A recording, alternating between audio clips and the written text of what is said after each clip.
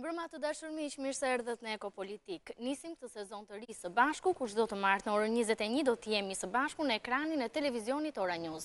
Sot do të flasim për ngjarjen e ditës së fundit, pikërisht për aksionin e qeverisë kundër informalitetit, një aksion i paralajmëruar gati 2 muaj më parë nga kryeministri Edi Rama, por edhe disa ministra të kabinetit të tij. Sot paradite, grupet e tatimorëve kanë zbritur në terren, një pjesë e biznesit të vogël ka mbyllur qepenat, ndërkaq që janë të shumtë ata që janë drejtuar qendrës kombëtare të regjistrimit për të regjistruar bizneset. Çfarë do ndodh nesër? Çfarë do ndodh me biznesin? Si do të luftohet palishmëria, si do të ulet evazioni? Apo e bën qeveria këtë për të mbledhur 330 milion dollar dhe a ka lidhje ky aksion me mosrealizimin e të ardhurave, apo është vërtet një nismë serioze për të ulur evazionin dhe informalitetin që aktualisht ka arritur në shifrat alarmante të 50%, ashtu siç kanë konfirmuar vetë drejtuesit e kabinetit qeveritar. Për gjitha këto çështje ne do të flasim sot. Në një përballje për herë të parë të Ministrisë së Financave, që është dhe dikasteri që drejton këtë aksion të qeverisë dhe përfaqësuesve të biznesit që janë pala më interesuar në gjithë të proces. Me mua në studio, Irena Beqiraj, zëvendës Ministre e Financave, mbrëma zonja Beqiraj, kënaqësi që të kam në studio. Do të jetë pjesë e panelit sot Nikolin Jaka, kryetari i Dhomës së Tregtisë dhe Industrisë. Mbrëma zoti Jaka, faleminderit që pranove ftesën. Mbrëma, faleminderit juve. Pjesë e diskutimit është Gjergj Buxhuku, është administratori i përgjithshëm i Konfindustrisë. Mbrëma zoti Buxhuku, kënaqësi që të kam në studio. Do të jetë pjesë e panelit vetëm pak minuta edhe Arben Malaj, ish ministri i Financave, ekspert i njohur i ekonomisë, shumë aktiv për sa i përket aksionit fundit qeverisë. Ndërkohë që në lidhje paralele do të kem 2 ekspertë dhe përfaqësues të biznesit. Do të jetë me mua Bledar Balla, është përfaqësues i një prej kompanive më të mëdha të kasave fiskale. Mbrëma zoti Balla, kënaqësi që të kam në studio. Faleminderit për ftesën. Do të jetë pjesë e diskutimit edhe Agim Binaj, ish ekspert për ekonominë, kontabilist. Faleminderit që pranove ftesën zoti Binaj. Faleminderit. Të dashur miq, përpara se të nis bisedën me të ftuarit e mi pikërisht për aksionin, ndjekim një sër të lidhur me ngjarjet që kanë ndodhur para ditën e sotme, ku ka startuar edhe kjo nismë e qeverisë dhe mënyrën se si ka reaguar biznesi. Rikthehemi më pas për detajet e kësaj nisme.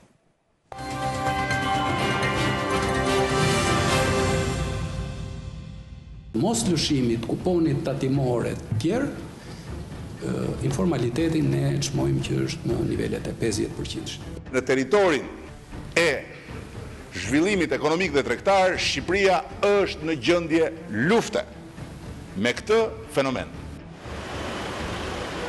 Ka nisur sot aksioni i paralajmëruar rreth 2 muaj më parë nga qeveria kundër informalitetit. Grupet e tatimorëve kanë zbritur në terren për të kontrolluar të gjitha bizneset dhe për të gjetur mestyret të paligjshmit. Por shumë prej tyre kanë mbyllur qepenat dhe ju kanë vënë dryna dyqaneve në përpjekje për t'i shpëtuar ndëshkimit. Aksioni që do të zgjas 2 muaj dhe që pritet i fusarkës së shtetit rreth 330 milion dollar, do të ketë si bazë hulumtimin e bërë nga 500 të rinjtë kontraktuar nga administrata tatimore, me kontratë të përkohshme në muajt e verës, të cilët gjurmuan bizneset në çdo cep dhe lagje të Shqipërisë dhe e dërguan online të dhënat e grumbulluara. Detyrat se si do të veprohet në terren tashmë janë dhënë dhe janë të qarta. Së pari, çdo mall që kapet pa faturë do të konfiskohet në vend. Së dyti, kush nuk lëshon kupon do të penalizohet në mënyrë absolute. Penalizim do të ketë edhe për blerësi në rast se nuk merr faturë në bazë të legjislacionit në fuqi. Së treti, nëse do të gjendet dyqane pa nipt, do të konfiskohet dyqani dhe do të boshatiset çfarë ka brenda. Jemi të ndërgjegjshëm, taksat do të paguhen, pavarësisht se ne shqiptarët jemi mësuar të punojmë të zezë. Paguajmë, po të gjithë, jo e një po.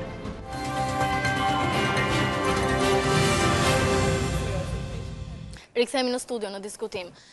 Zonja Beqiraj, çfarë parashikon aksioni i qeverisë kundër informalitetit? Është propaganduar gjatë, kanë pasur deklarata të vazhdueshme, paktën disa dalje të kryeministrit ditën e dieshme, ditën e sotme të ministrit financave, krerëve të administratës fiskale.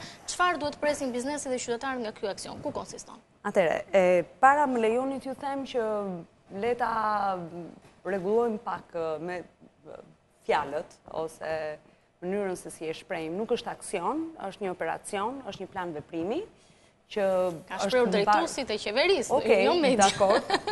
Ne kemi periprezuar edhe për kolegët e mi të qeverisë. Është një plan veprimi i cili është ndarë në 2 faza. Një fazë është faza faqshkurtër që do të vazhdojë deri në dhjetor. Absolutisht do të vazhdojë me një strategji të gjatë, me një reformë të gjatë, 2 vjeçare, që do të prek vitin 2012-2017. por le të flasim për këtë plan veprimi që do të kapë të pjesën afatshkurtër. Ka 3 shtylla bazë. Shtylla e parë është komunikimi, shtylla e dytë janë ndryshimet legjislative dhe shtylla e tretë janë tereni ose kontrollet në teren. Dhe ju pa qëllim edhe renditjen e bëra të tillë, sepse dhe nga rëndësia vinë po në të njëjtën mënyrë. Çfarë duam të themi me komunikim? Me komunikim duam të themi po na bashkan gjithët edhe Albin Malaj, ekspert i ekonomizëm. Më mbrëma zoti Malaj, faleminderit që pranove ftesën. Po, atëherë, ju lutem, atëherë zoti Malaj. Ne kam fituar këtë reputacion si shoqëri civile. Jo si gjej mos më çoj. Atëherë, lutem se jam transmetim live zoti Malaj. Po. Atëherë, çfarë kemi në komunikim ose çfarë nënkuptojmë me komunikim? Me komunikim nënkuptojmë marrëdhënie intensive me biznesin, marrëdhënie komunikim intensiv me publikun, komunikim intensiv me të gjitha institucionet. Vetëm për komunikim, pasi shohim dhe plan veprimi, grupe që kanë zbritur. Komunikim, po flas për shtyllën e parë, pastaj do të vete edhe tek plani i veprimit. Ju doni ta fillojmë nga plani i veprimit, nga e treta, nga fundi. Unë po filloj nga fillimi. Atëherë, komunikim me të gjithë këto grupe që janë të interesuar dhe që jo vetëm duam të rrisim dërgjesimin e tyre, por mbi të gjitha duam konsensusin dhe pjesëmarrjen e tyre. Dua ta theksoj që në krye të erës që lufta kundër informalitetit nuk është një çështje që i përket vetëm qeverisë. Është një çështje që i përket gjithë shoqërisë. Por ka nevojë për një hap të parë që është shumë i rëndësishëm. Shkëputje njëre mirë të politikës nga mbështetja e informalitetit. Dhe nëse do ta vazhdojmë më tutje, mund t'ju shpjegoj edhe pse të gjitha qeveritë në përgjithësi jo në këtë vend, po dhe në vende të tjera në zhvillim, e kanë dëshirë këtë vallëzimin, le të themi, me ekonominë informale, për të krijuar dhe një qetësi politike dhe për tyret. Pse tani, pasi ndodh ky aksion, menjëherë pasi kemi disa mos realizim të ardhur në buxhet. Dhe ky fakt është pranuar publikisht. Edhe aty mund të ndaloj. Pse tani? Nuk është se ka filluar tani, kjo ka qenë një nga politikat kryesore të qeverisë që do të bëjmë një reformë për luftën kundër informalitetit. Kemi pasur një aksion për naftën, kemi pasur 500 punonjës në terren për të bërë një skanim të situatës. Në të njëjtën kohë, nga një analizë shumë e kujdesshme që i bëm edhe të ardhurave, jo vetëm për 2015-ën, por për gjithë 10 vjeçarin e fundit, ajo që mund të shikohet është që portofoli ynë i të ardhurave, jo vetëm për këto 2 vjet, në përgjithësi në 15 vjeçar, nuk ka qëndrueshmëri. Pra ka ulje ngritje nga ndryshimet të caktuara të politikës fiskale apo dhe të rotacionit politik, por qëndrueshmëria është shumë vulnerabël. Shpeshherë vjen nga ndryshime strukturore ekonomike, shpeshherë vjen nga element të caktuar të sjelljes së biznesit, por ajo që është më e rëndësishme është që ne nuk mund të kemi qëndrueshmëri, rritje ekonomike të qëndrueshme, nuk mund të kemi qëndrueshmëri në të ardhurave, nëse nuk fillojmë dhe të formalizojmë ekonominë. Vjen kjo dhe nga ndryshimi i shpeshtë i taksave? Zënia Beqiraj? Ndryshojmë, kujtojmë këtu që të paktën në 2 vitet e fundit, qeveria ka ndryshuar disa herë taksat. Me tendencë rritjeje. Kam përshtypjen që shpeshherë korrelacioni më normal që bëhet, po rritet taksat, shtohet pagesa, po ulet taksat. Shtohet informaliteti, sepse njerëzit apo po ulet taksat, tendencë mos deklarojnë. Megjithatë, eksperiencat botërore kanë treguar që ky korrelacion nuk është gjithmonë i vërtetë, sepse më lejoni të theksoj 2 vendet që kanë taksat më të mëdha janë Amerika dhe Zvicra, por kanë evazionin më të ulët. Tani ky korrelacioni gjithmonë një taks se s'bën më e lartë do të shtojë më tepër informalitetin, kjo nuk është gjithmonë e vërtetë. Problemi është sa e kemi moralin e taksës. Cili është morali i taksës, i publikut, i biznesit, i individit, dhe cila është marrëdhënia që qeveria në përgjithësi ose qeveritë në përgjithësi ose politika në përgjithësi krijon me ekonominë informale. Qartë. Atëherë, zoti Jakaj, biznesi si e sheh? Është mos e vërtet që jo gjithmonë është e vërtet që sistemi i taksave ndikon tek informaliteti, por kjo gjithmonë për vendet që janë të konsoliduara. Ndërsa për vendet që janë në zhvillim, në 99% të rasteve ka një ndikim të drejtë për drejtë sistemi tarifor i taksave. Pra, rrisim taksat, rrisim fritet e evazioni. Nëse sistemet nuk krijojnë sigurinë dhe stabilitetin e duhur për mbledhjen e taksave, nëse mungon administrimi i duhur dhe informaliteti është në shifra të frikshme, atëherë është mëse normale që tendenca biznesit, kur kemi rritje të tarifës fiskale, është që të jetë brenda zonës gri apo zonës informale. Ka ndodhur kjo në Shqipëri? Të paktën këto 2 vite në këndvështrimin tuaj? Shqipëria është ndjekur nga një shifër e lartë informalitetit që nga viti 92 deri më sot. Është rritur më tej në këtë 2 vjeçar? Shifrat janë aq të larta sa nuk të lejojnë të bësh analiza të përqindjeve shumë të vogla nëse mund të ketë pasur. Por ajo që unë du të theksoj në rastin konkret, paktën sipas të dhënave mendohet që ekonomia gri e GDP-s gjithmonë paktën në studimin që japin institucionet ndërkombëtare apo edhe departamenti i shtetit jep gjys për gjys. Pra aq sa është formale është dhe informale.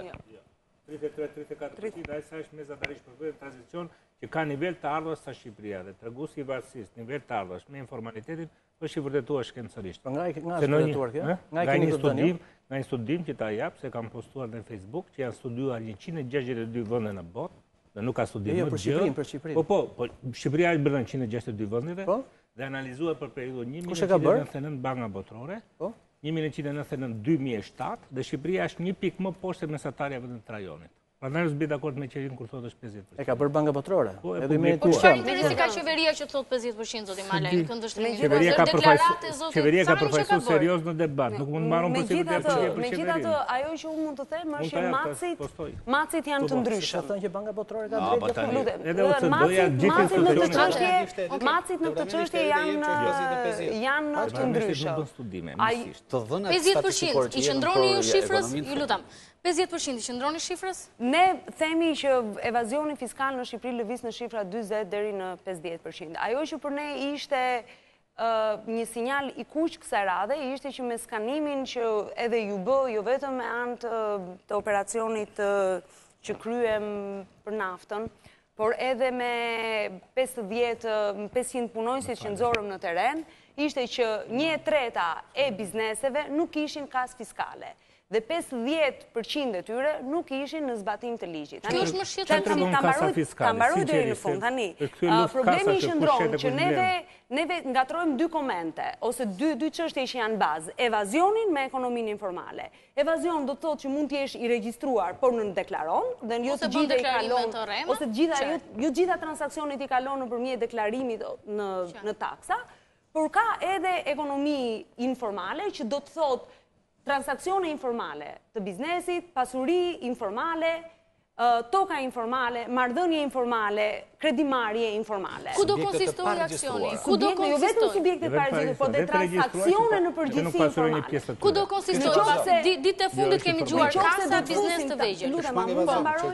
Atëherë, nëse do të fusim në këtë element, edhe të gjitha ata ardhurat që vinë dhe nga aktivitetet ilegale, sepse dhe ato janë informale, që janë jashtë ligjit, kuptohet që ndryshimi i macit mund të varjoj. Pra varet se çfarë kanë matur Banka Botërore në studimin që thotë zoti Malaj dhe çfarë... Shumë respekt për kolegun Ahmeta dhe të bëjmë vetëm një gjë për terminologjinë. Ne do bëjmë dakord si ekonomistë, se çfarë është ekonomi informale gjetur në fjalorët bazë.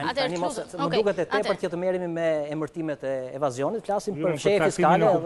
Tani a mund të flasim për tema më thelbësore tani? Meqense kemi përfaqësuesen e qeverisë, ekzekutivit dhe faktikisht e falenderoj që është e pranishme këtu, sepse këto janë tema delikate. Dhe ishte një voshëm një përballje.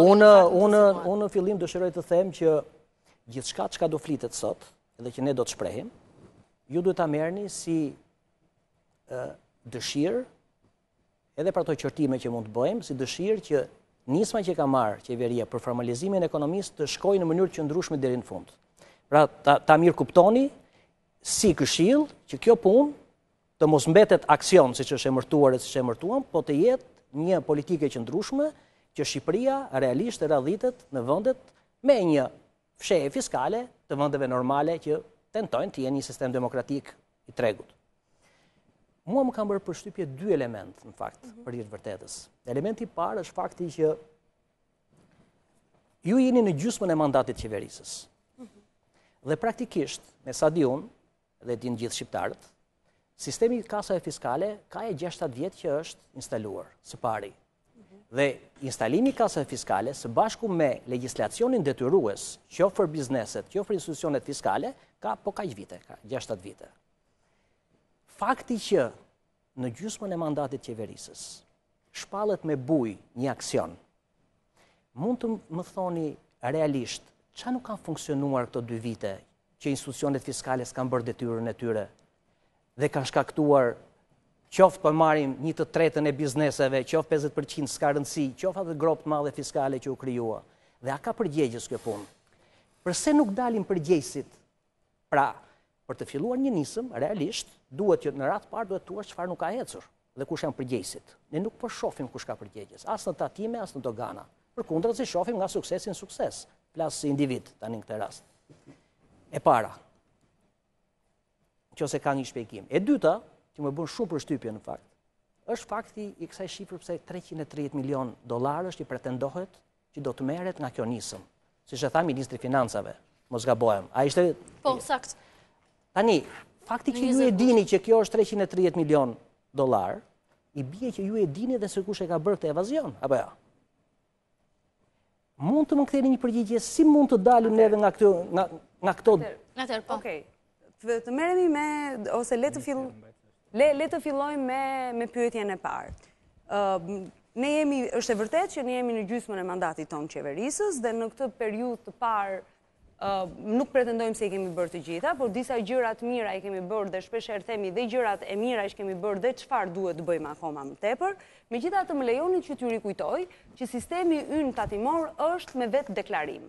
Dhe në qoftë se në gjithë Shqipërinë, më falni në qoftë se gaboj numrin, kemi 150.000 subjekte, a 200.000 subjekte, 114.000 të regjistruar, më falni për numrin, se nuk i mbaj gjitha shifrat të mëndësh. Dhe me thënë, ne nuk mund pretendojmë që 1020 tatimor që kemi sot në gjithë administratën tatimore, janë përgjegjës për të gjithë ato bizneset të cilat kanë zgjedhur me vetdije apo dhe me pa vetdije për të qenë në evazion të plot, në informalitet plot apo dhe në evazion.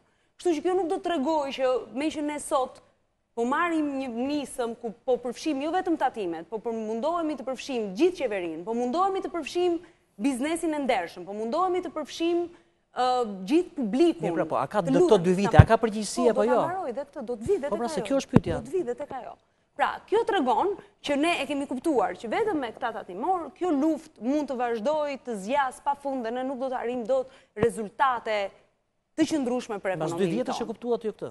Neve kemi kuptuar më përpara dhe kemi punuar për këtë gjë. Dhe lufta kundër evazionit ose betejë kundër evazionit, zoti Buxhuku nuk është një betejë as 2 mujore, as 2 vjeçare, do të jetë mirë dhe ka nevojë për konsensus të gjerë shoqëror, civil dhe kuptohet edhe politik, sepse është një luftë që do të vazhdojë gjatë. Tani, për këtë çështje, për këtë arsye kemi ngritur 600 grupe të cilat dhe nga përbërja, po ti shikosh, nuk janë vetëm me tatimor, janë dhe me institucione të tjera, do të jetë brenda Inspektoriati Punës, do të jetë brenda Inspektoriati Shëndetësor, Inspektoriati Arsimit, AKU-ja, dhe në përgjithësi nuk do të jenë inspektorët e terrenit që kanë qenë përgjegjës për zonat saktuara. Kjo për të nxjerrë edhe të gjitha përgjegjësitë për të gjitha ato tatimor cilët nuk e kanë bërë punën e tyre si duhet. Dhe ne jemi të ndërgjegjshëm për këtë, që aty brenda ka plot tatimor, siç ka dhe doganier, që nuk e bëjnë punën e tyre të përditshme siç duhet. Kuptohet që gjithë ekonomia informale e prodhon këtë gjë. Kjo nuk është thjesht një çështje politike, është një çështje që prodhohet nga ekonomia informale. Një ekonomi informale do të thotë që unë të vazhdoj biznes normalisht, që një pjesë të mirë të ardhurat i fshe, duhet futem në një transakcion jo normal, jo ligjor, me një tatimor dhe me doganier. Dhe ne këtë e kuptojmë dhe prandaj, po s'ma ta mbaroja deri në fund të gjithë prezantimin, është komunikimi, ndërgjegjësimi, që kjo gjë duhet bërë dhe është një për të gjithë. Pjesa e dytë janë ndryshimet ligjore, ku theksi kryesor, një nga pjesët dërmuese të ndryshimeve ligjore, do të jenë pikërisht për ashpërsimin e masave për të gjithë ato nënpunës të shtetit, të cilët futen në transakcione të kësaj natyre, apo nuk e kanë bërë punën siç duhet. Tani e tutje, domethënë pas aksionit, çfarë ka ndodhur, ka ndodhur. Tani, unë që se kam punuar 2 vjet tatime dhe kam pas një zonë në përgjegjësi ku Treqereku janë të paregjistruar, dalin sot që janë të paregjistruar apo pa kasa, kuptohet unë do mbaj një përgjegjësi për çështje. Këtë jemi duke thënë pasi dyqanet, pjesa dërmuese e dyqaneve në shumë zona të Tiranës. Ta lëm mbaroj tani, të lutem. Kështu që kjo është pjesa e parë. Domethënë, ndryshimet ligjore do të jenë ashpërsimi i masave për paraqesim në parlament, ashpërsimet masave të kodit penal për gjithë ato punonjës të administratës tatimore dhe doganore, të cilët dyshohen apo janë të përfshirë në transakcione të tilla. Do ketë përgjegjësi post, domethënë. Ju do nxirrni tani përgjegjësi, do ketë përgjegjësi post për ata. Dhe ne i kemi nxjerr disa përgjegjësi, edhe në dogana, edhe në tatime. Ka numra të tërë punojësish të cilët kanë shkuar sot në dyert e prokurorisë shtetit. Drejtuesish jo, nuk ka drejtues. Po tani, në qoftë se dhe një drejtor sektori, quhet drejtues, tani ajta përcaktojmë deri në çfarë niveli e doni ta quajmë për këtë shifrën $330 milion, domethënë, e keni përcaktuar ju këtë? Si e keni përcaktuar, kush janë subjektet që kanë bërë evazion? Pse se keni nxjerrë përpara? Vim tek ideja e matjes. Kuptohet që Ministria e Financave mund të bëjë stimulime të ndryshme, bën një le të themi një sa mund të jetë evazioni, sa mund të jenë taksat e fshehura nga ky evazion dhe sa mund të presim ne që ta argëtojmë. Edhe cilët. Por qëllimi kryesor i kësaj fushate, më besoni, nuk është me domosdoshmërisht arritja e një numri të caktuar të ardhurash. Qëllimi i kësaj fushate është një: të kemi mundësi të krijojmë qëndrueshmëri në mbledhjen e të ardhurave. Kjo shifra, po e bëj edhe një pyetje, shifra $330 milion është konkrete. Evazioni nuk bëhet në përgjithësi, bëhet i shënjestruar. E keni të shënjestruar ju këtë? Jo, nuk e kemi të shënjestruar. Ne flasim me statistikë dhe thot profesori një shprehje shumë të bukur, që statistikat nuk janë shumë të rëndësishme për atë që tregojnë, po më e rëndësishme është ajo që fshehin. Tani unë fjalën e ministrit të financave e marr me shumë seriozitet. Tani unë po ju them që kjo është një statistik, një parashikim që mendohet që mund të arrihet në qoftë se arrim një Kjo mund të çojë në tejkalim planin dhe mos e ndryshoni buxhetin. Se ju më fal, ju thonë edhe 310, nuk thoni 300 dhe 400. Ministri i Financave në njohuritë e mia nuk ka thënë që unë deri në shtator apo deri në dhjetor unë do mbledh 300.000. Do mbledhet parlament. Po ju më mund të thotë se s'ka ndonjë gjë të keqe. Është menduar që humbja që vjen nga evazioni nuk ka ndonjë gjë të keqe. Pyetja ime ishte, është e shënjestruar apo jo? Jo, këtë po ju them, nuk kemi bërë asnjë lloj vlerësimi për këtë. Duke bërë autokritik për vonesën, po doja që edhe ju si drejtues e misionit, se në fakt ju premtuat që këtu do kishte përfaqësues të opozitës dhe të majorancës, edhe ne si shoqëri civile dhe grupe interesi do lehtësonim debatin që të ishte sa më konkret. Ne kuptuam qëndrimin e majorancës që të bënim një përballje me biznesin dhe pas një jave do të kemi zoti Maraj përballjen majorancë opozit për sa i përket aksionit. Ne nuk kemi këtu për gjumë majorancë, kemi shumë respekt për majorancën. Atëherë jemi në një debat zoti Maraj. Jo sinqerisht. Pra, këto janë gjëra personale. Janë gjëra që vendosë kur ju organizoni emisionin. Atëherë, zoti Malek, Okej, atëherë, shumë faleminderit. E para njerë, sigurisht që të gjithë janë të interesuar që të ulet ekonomia informale. Por unë jam i shqetësuar për këndvështrimin e qeverisë që nuk e bën dallimin se çfarë është ekonomia gri me ekonominë e zezë. Dhe duket sikur e dyta është fakti që edhe në gjitha studimet për ekonominë informale nuk ka këtë qëndrim, kaq agresiv, të bazuar te penaliteti. Ekonomisë informale i njihen disa mangësi. Pengon politikat monetare, fiskale të mbrojnë ekonomia reale. Por i njihen edhe dy gjëra që janë pozitive, edhe pse është ekonomi informale. E para zbut probleme sociale ato që qeverit, jo vetëm qeveria këtu nuk i ka arritur dot, bile tani janë shpërsuar. Papunësinë dhe varfërinë. Pra ata informal, kam parasysh ata që janë pjesor, nuk ndëgjojnë, ata kanë zbutur. E dyta, ndryshe nga ajo që thotë qeveria, ekonomisë informale i njihet kontributi pozitiv lidhur me konsumatorin. Në teori, tregjet deformohen nga monopolet, ose kolegu im përdor fjalën duopolet. Ndërsa ekonomia informale, pikërisht, zbut deformimet që kanë tregje. I njihen këto. Prandaj nuk duhet parë me aq të zezë. Do i bëhet më keq pas këtij aksioni zoti Malek? Dhe vi pasaj te problemi tjetër. Pikërisht sepse ka disa kontribute, të gjitha strategjitë për reduktimin e ekonomisë informale nuk vënë në vend të parë një aksion penalizues. Që në thelb aksion pasi që thot kolegja e qeverisë është penalizues. Pra çfarë dëgjon për ditë në media dhe mirë ata që bëjnë biznes në këtë vend, dëgjon, do vinë 6 grupe thonë me 6 inspektor. Aty janë inspektor, kanë marrë rrogën, ta kishin bërë punën e tyre. Do ketë 600 grupe që do shpërndahen në Shqipëri. Përse është e nevojshme gjithë ky? Përse u bëka një punë me aksion? Bota nuk bën punë me aksion. E para unë nuk kam një strategji, sinqerisht kam qejf ta shoh, edhe si studius i ekonomisë vendit tim. Ka një dokument, u nda ky draft me dhomën e tregtisë, u nda me profesorët, u nda me shoqatë biznesit, u bë një debat. Sot pash një mbledhje që po mblidhemi se do fillojmë një aksion. Jo, është gjynaf. Kjo nuk është ajo qeverisje që i duhet bëni. Do jap ndikim negativ te biznesi zoti Malaj? Duke i parë në analizë, unë mund të konkludoj me një këshill shumë dashamirëse. Shqiptarët meritojnë një qeverisje të mençur, jo një qeverisje të ashpër. Ideja që u bë aksioni me drita, do bëhet me ujë, do bëhet me informalitetin. Informaliteti ka disa shkaqe specifike që është në këtë nivel në Shqipëri, sepse 26% është edhe në Greqi, 24% është edhe në Itali, 30% është në Turqi. në Shqipëri, edhe për shkak të piknisjes që u nis ekonomia e tregut, dhe për shkak të mungesës kulturës, dhe për shkak të mungesës ndërmjetëse financiare, dhe për shkak të skemat të mikrokredisë dhe mikrofinancës, ka faktorë të tjerë. Dyta që njeh gjithë literatura, Shqipëria ka një ekonomi bujësore rreth 20%, më shumë se çdo vend tjetër. Nëse në BE është 1.3 dhe në vendet e reja të Bashkimit Evropian është 5-6. E cila nuk është e formalizuar. Kështu që po ti njofësh faktorët, atë duhet mbrysh në atë konkluzionin që duhet një strategji. Unë vjen keq që kur dëgjoj për shembull fokusin e luftës kundër informaliteti kasat. Ç'pun ka qeveria me kasat? Qeveria ka për detyrë që të bëjë të gjitha rregullat që ai që shet mallin ta dokumentojë. Se cilat janë teknikat e dokumentimit, kjo në botë është bërë shumë fleksibël. Se cili gjën metodën e tij, janë krijuar monopole kompanisë që ta shesin atë makinën sa u do qefi, u harxhon $26 milion, kemi bërë debat parlament. Kur Partia Demokratike, qeveria tyre tha do u japim kasat, pavarësisht se tha nuk po i blini ju, po u japim ne, qeveria nuk ka burime tjera financiare përveç taksa paguesit e pagojnë. Nuk do japin ndikim pjesa e kasës? Jo, çau bë. Au evidentua se është një. Tani, do vi prapë tek ajo. Sa bësh një studim, është i marsit 2015, nuk është se e shi. Ka studiuar historinë e kasave në 20 vendesh, nuk e ka përfshirë Shqipërinë. Ne duam ta bëjmë si fakultet ekonomik, do kooperojmë për të ditur çka ka ndodhur me kasat. Se ne kasat e para kemi marrë në 93, është një kredi që akoma s'është paguar, po u pagojmë italianëve kredinë e kasave që kur su përdorën. Iku. E bëri qeveria e Partisë Demokratike në 2009. 2010. Mund të bëjmë ndërhyrje të vogla. Ja ta mbaroj unë një herë, edhe u bëm goxha debat parlament, dhe ja tham kolegëve, ishin kolegë. Jo, po prit mos e shiko, që të bësh një reformë duhet kredibilitet.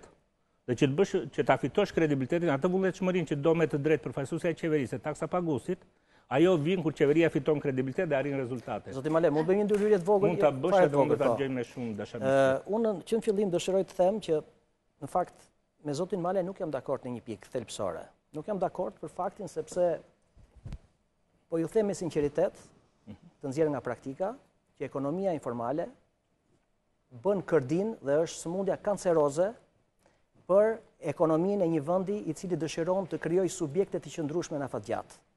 Dhe kjo është e padiskutueshme. Unë jam i dëgjuar që ti je dakord. Ja ta them unë. Po më gjë referenca shkencore se vetëm me mendjen tënde unë nuk do të jem dakord. Atëre, ja ta mbaroj. Më gjë referenca shkencore se studiuar gjithë tranzicionin. A mund ta mbaroj unë këtë fjalë? Pra, e para, unë jam atë që lufta kundër evazionit fiskal, kundër informalitetit duhet të jetë parësore për vende të cilat duhet të jetë kontrabandën dhe për ata që gryhen para të zeza. Kemi mbrit në pikën që na kërkohet dekriminalizimi. Tani a mundet të s'vojnë duhet të jetë parësore. Ne kemi kaluar një fenomen të tillë me këto idet që ndihmon kapitalizmin e këtej.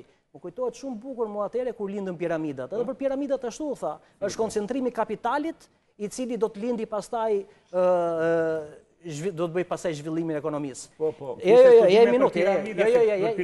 Ja ta mbaroj unë tani. Ja ta mbaroj unë se s'dua të vazhdoj më tepër në këtë temë. Jo do vazhdosh. Jo, një minutë, ja ta them. Edhe pam se ku vajtëm në 97 me këtë teorinë e grumbullimit kapitalit nëpërmjet marrjes parave. Që kthyer në informalitet si tani. Ashtu dhe. Tani kjo, së dyti, që ne ta kemi shumë të qartë, problemi është i tillë.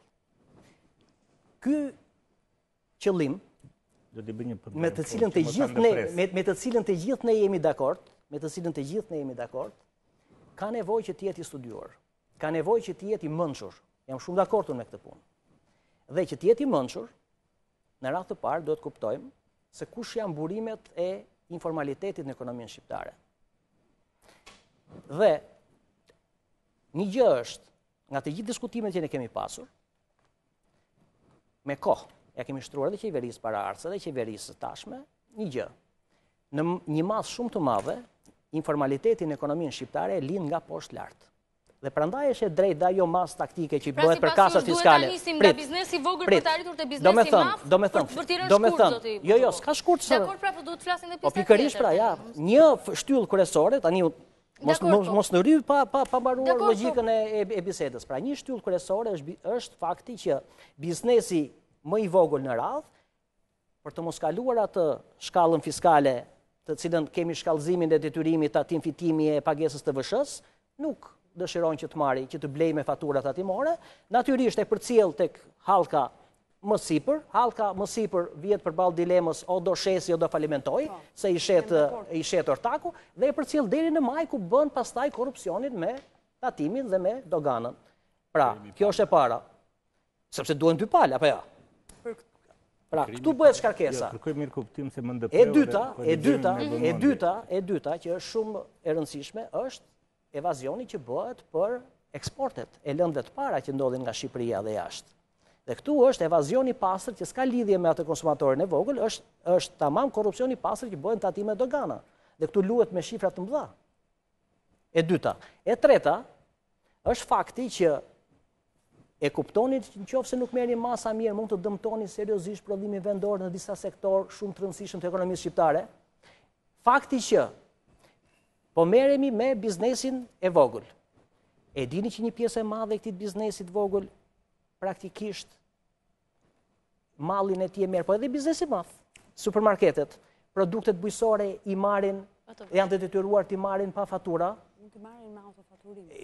Ajo, sa është vlera e TVSH-s për rimbursimin e produkteve bujqësore e planifikuar në buxhet? Sa kemi planifikuar? Zero. Jo, ne e di shumë mirë. Lutem, ajo nuk ajo s'ka të planifikojë, s'ka nevojë të planifikohet. Për shumë për rimbursimin e po, janë. Atë lutem se duhet kaloj në hapësirë publicitare. Po, më njëherë pas një hapësire mbaruat zoti Buxhuku shkurtimisht. Okej, se një hapësirë shkurtër publicitare do rikthehemi në debat.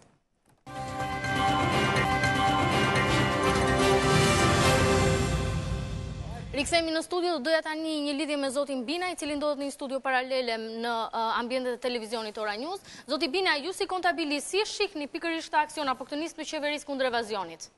Të them të drejtën, unë për gjithë ata që janë ullur aty në të tryez, janë gjithë profesionistë shumë mirë dhe më vjen mirë që bëhet ky debat, por unë kam këndvështrimin tim për këtë problem.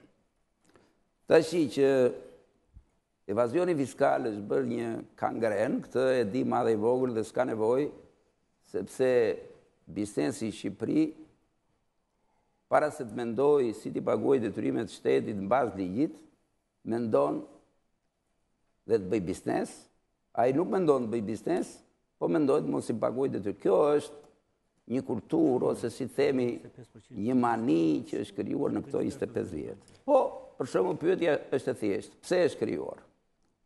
Unë mendoj se ne akoma nuk kemi një politikë të mirëfillt fiskale. Ne akoma nuk ndajmë ç'është TVSH-ja, ç'është ati fitimi. TVSH-ja është atimi vlerën e shtuar dhe në qoftë se biznesi nuk paguan TVSH-n që llogaritet nëpërmjet kasave fiskale, atëherë kjo quhet vjedhje. Sepse ai është detyruar ta grumullojë këtë TVSH dhe këtu ne ngatrojmë me sikur. Dhe ju, zoti Bina, e shihni problemin të biznesi vogël? Ja, do me thënë, aty duhet vetëm shkurtimisht, ju lutem ta bëjmë pak konkrete bisedën, jo shumë teorike. Tashi, evazionin e ka krijuar vetë qeveritë që kanë ardhur njëra mbas tjetrës. Në asnjë vend të botës, po të shikosh legjislacionet ose sistemet e tyre, nuk ka fash 2 milion lek. Ka të gjithë vendet europiane. Nuk ka, në asnjë vend të Europës Fash për të përjashtuar një pjesë të biznesit. Dhe nuk shoh gjë kundi. Unë këtu mbaj përgjegjësi profesionale dhe mbi kaq pa informoja tek është zëvendësministrja. Fasha për një pjesë të biznesit, të vogël, të vendeve europiane, për të mos qenë pjesë në TVSH, është në direktivat e TVSH-s dhe është në realitetin. Një minutë, është në realitetin e politikave të TVSH-s në gjitha vendet europiane. Dhe është nda, ku është 30.000 euro, ku është 20.000 euro, ku është? Shiko. është shua po jo? Ka gjithmonë ka një trishodë deri ku nuk ka ta përfshirë të vëshë. Sistemi, këto sistemi të lexoj këtu në Europë, që nuk ka fash për të vëshë. Edhe 0 lek ka të vëshë. Jo, e keni gabim. Në gjitha vendet europiane ka një pjesë përjashtimi. Jo, mos abuzoni, mos abuzoni. Unë të abuzoj edhe ty drejt për drejt, ose po bëj debat. Edhe aty që jenë ministër para te, se nuk e shkaktoj kjo qeveri këtë gjë. Jo, ka në Gjermani 2 milion fash për të vëshë. Evazioni fiskal të vjedhje. Ka në Angli. Mere shikoj, 2 minuta po jo, unë ja e kam tu, s'ka nevoja. E kam të 2014. Ja, mos abuzoni, mos e qorodisti. Në 61 vendet botë se kam tu me vete. Dakor, zoti Bina, ju lutem që edhe unë kam shumë kohë dispozicion të kemi po ti referohemi konkretisht biznesit. Të keqen e kemi të biznesi vogël. Biznesi vogël është e keqen. Dhe nuk kemi sistem për këtë gjë. Shteti duhet bëj 2 masa urgjente, përveç kësaj se këtë rapreziale, unë e quaj raprezalie këtë, Se në asim në botës nuk bëhet kjo me policie, me damzume. Me gjitha të mirë, është nevoja se ka ardhë atë pikë që s'ka më dhe duhet një përplasje të tillë. Por, kasa, monopoli shtetit, fasha, hiqet, shkallëzimi të vëshës, si që kanë gjithë vëndet tjera, që ne kemi standart 20%. Pra, këto janë pikpamjet e mia dhe unë këto ja kam shtruar direkt në ministrin për këto probleme. Zonja Beshira, disa pyetje që ngritën për ju. Atëherë ju lutem. Zoti Jaka, zoti Malaj. Është që nuk është raplezalje. Nuk kemi vendosur objektiv, as biznesin e vogël, as biznesin e madh. Kemi vendosur objektiv të gjitha ato biznese të cilat nuk zbatojnë ligjin. Është pjesa e terrenit, është një kontroll, një skanim i të gjithë gjendjes ku jemi, në një farë mënyrë të shikojmë, të bëjmë dhe ne të gjithë analizat tona të riskut, se ku duhet të përqendrohemi edhe në të ardhmen të nxjerrim dhe ne të gjitha mësimet tona. Tani për sa i përket çështjes së ekonomisë informale, ajo që dua të theksoj është që në gjitha vendet e zhvilluar shtrohet vetëm një pyetje. Ekonomia informale është problem apo është zgjidhje? Sepse është e vërtetë ajo që tha profesor Beni, që për afat shkurtër në një farë mënyrë është zgjidhje.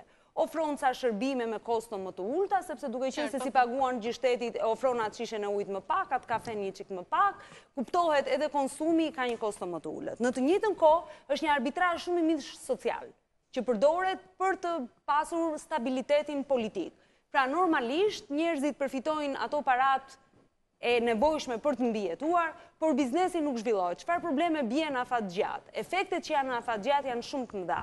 Gjëja e parë është kostoja kolektive shumë e lartë. Pra individi vërtet mund të marrë disa shërbime me kosto më të ulët, por nuk mund të marrë një arsimim të mirë për fëmijën, nuk mund të marrë një spital të mirë, nuk mund të marrë një rrugë të mirë.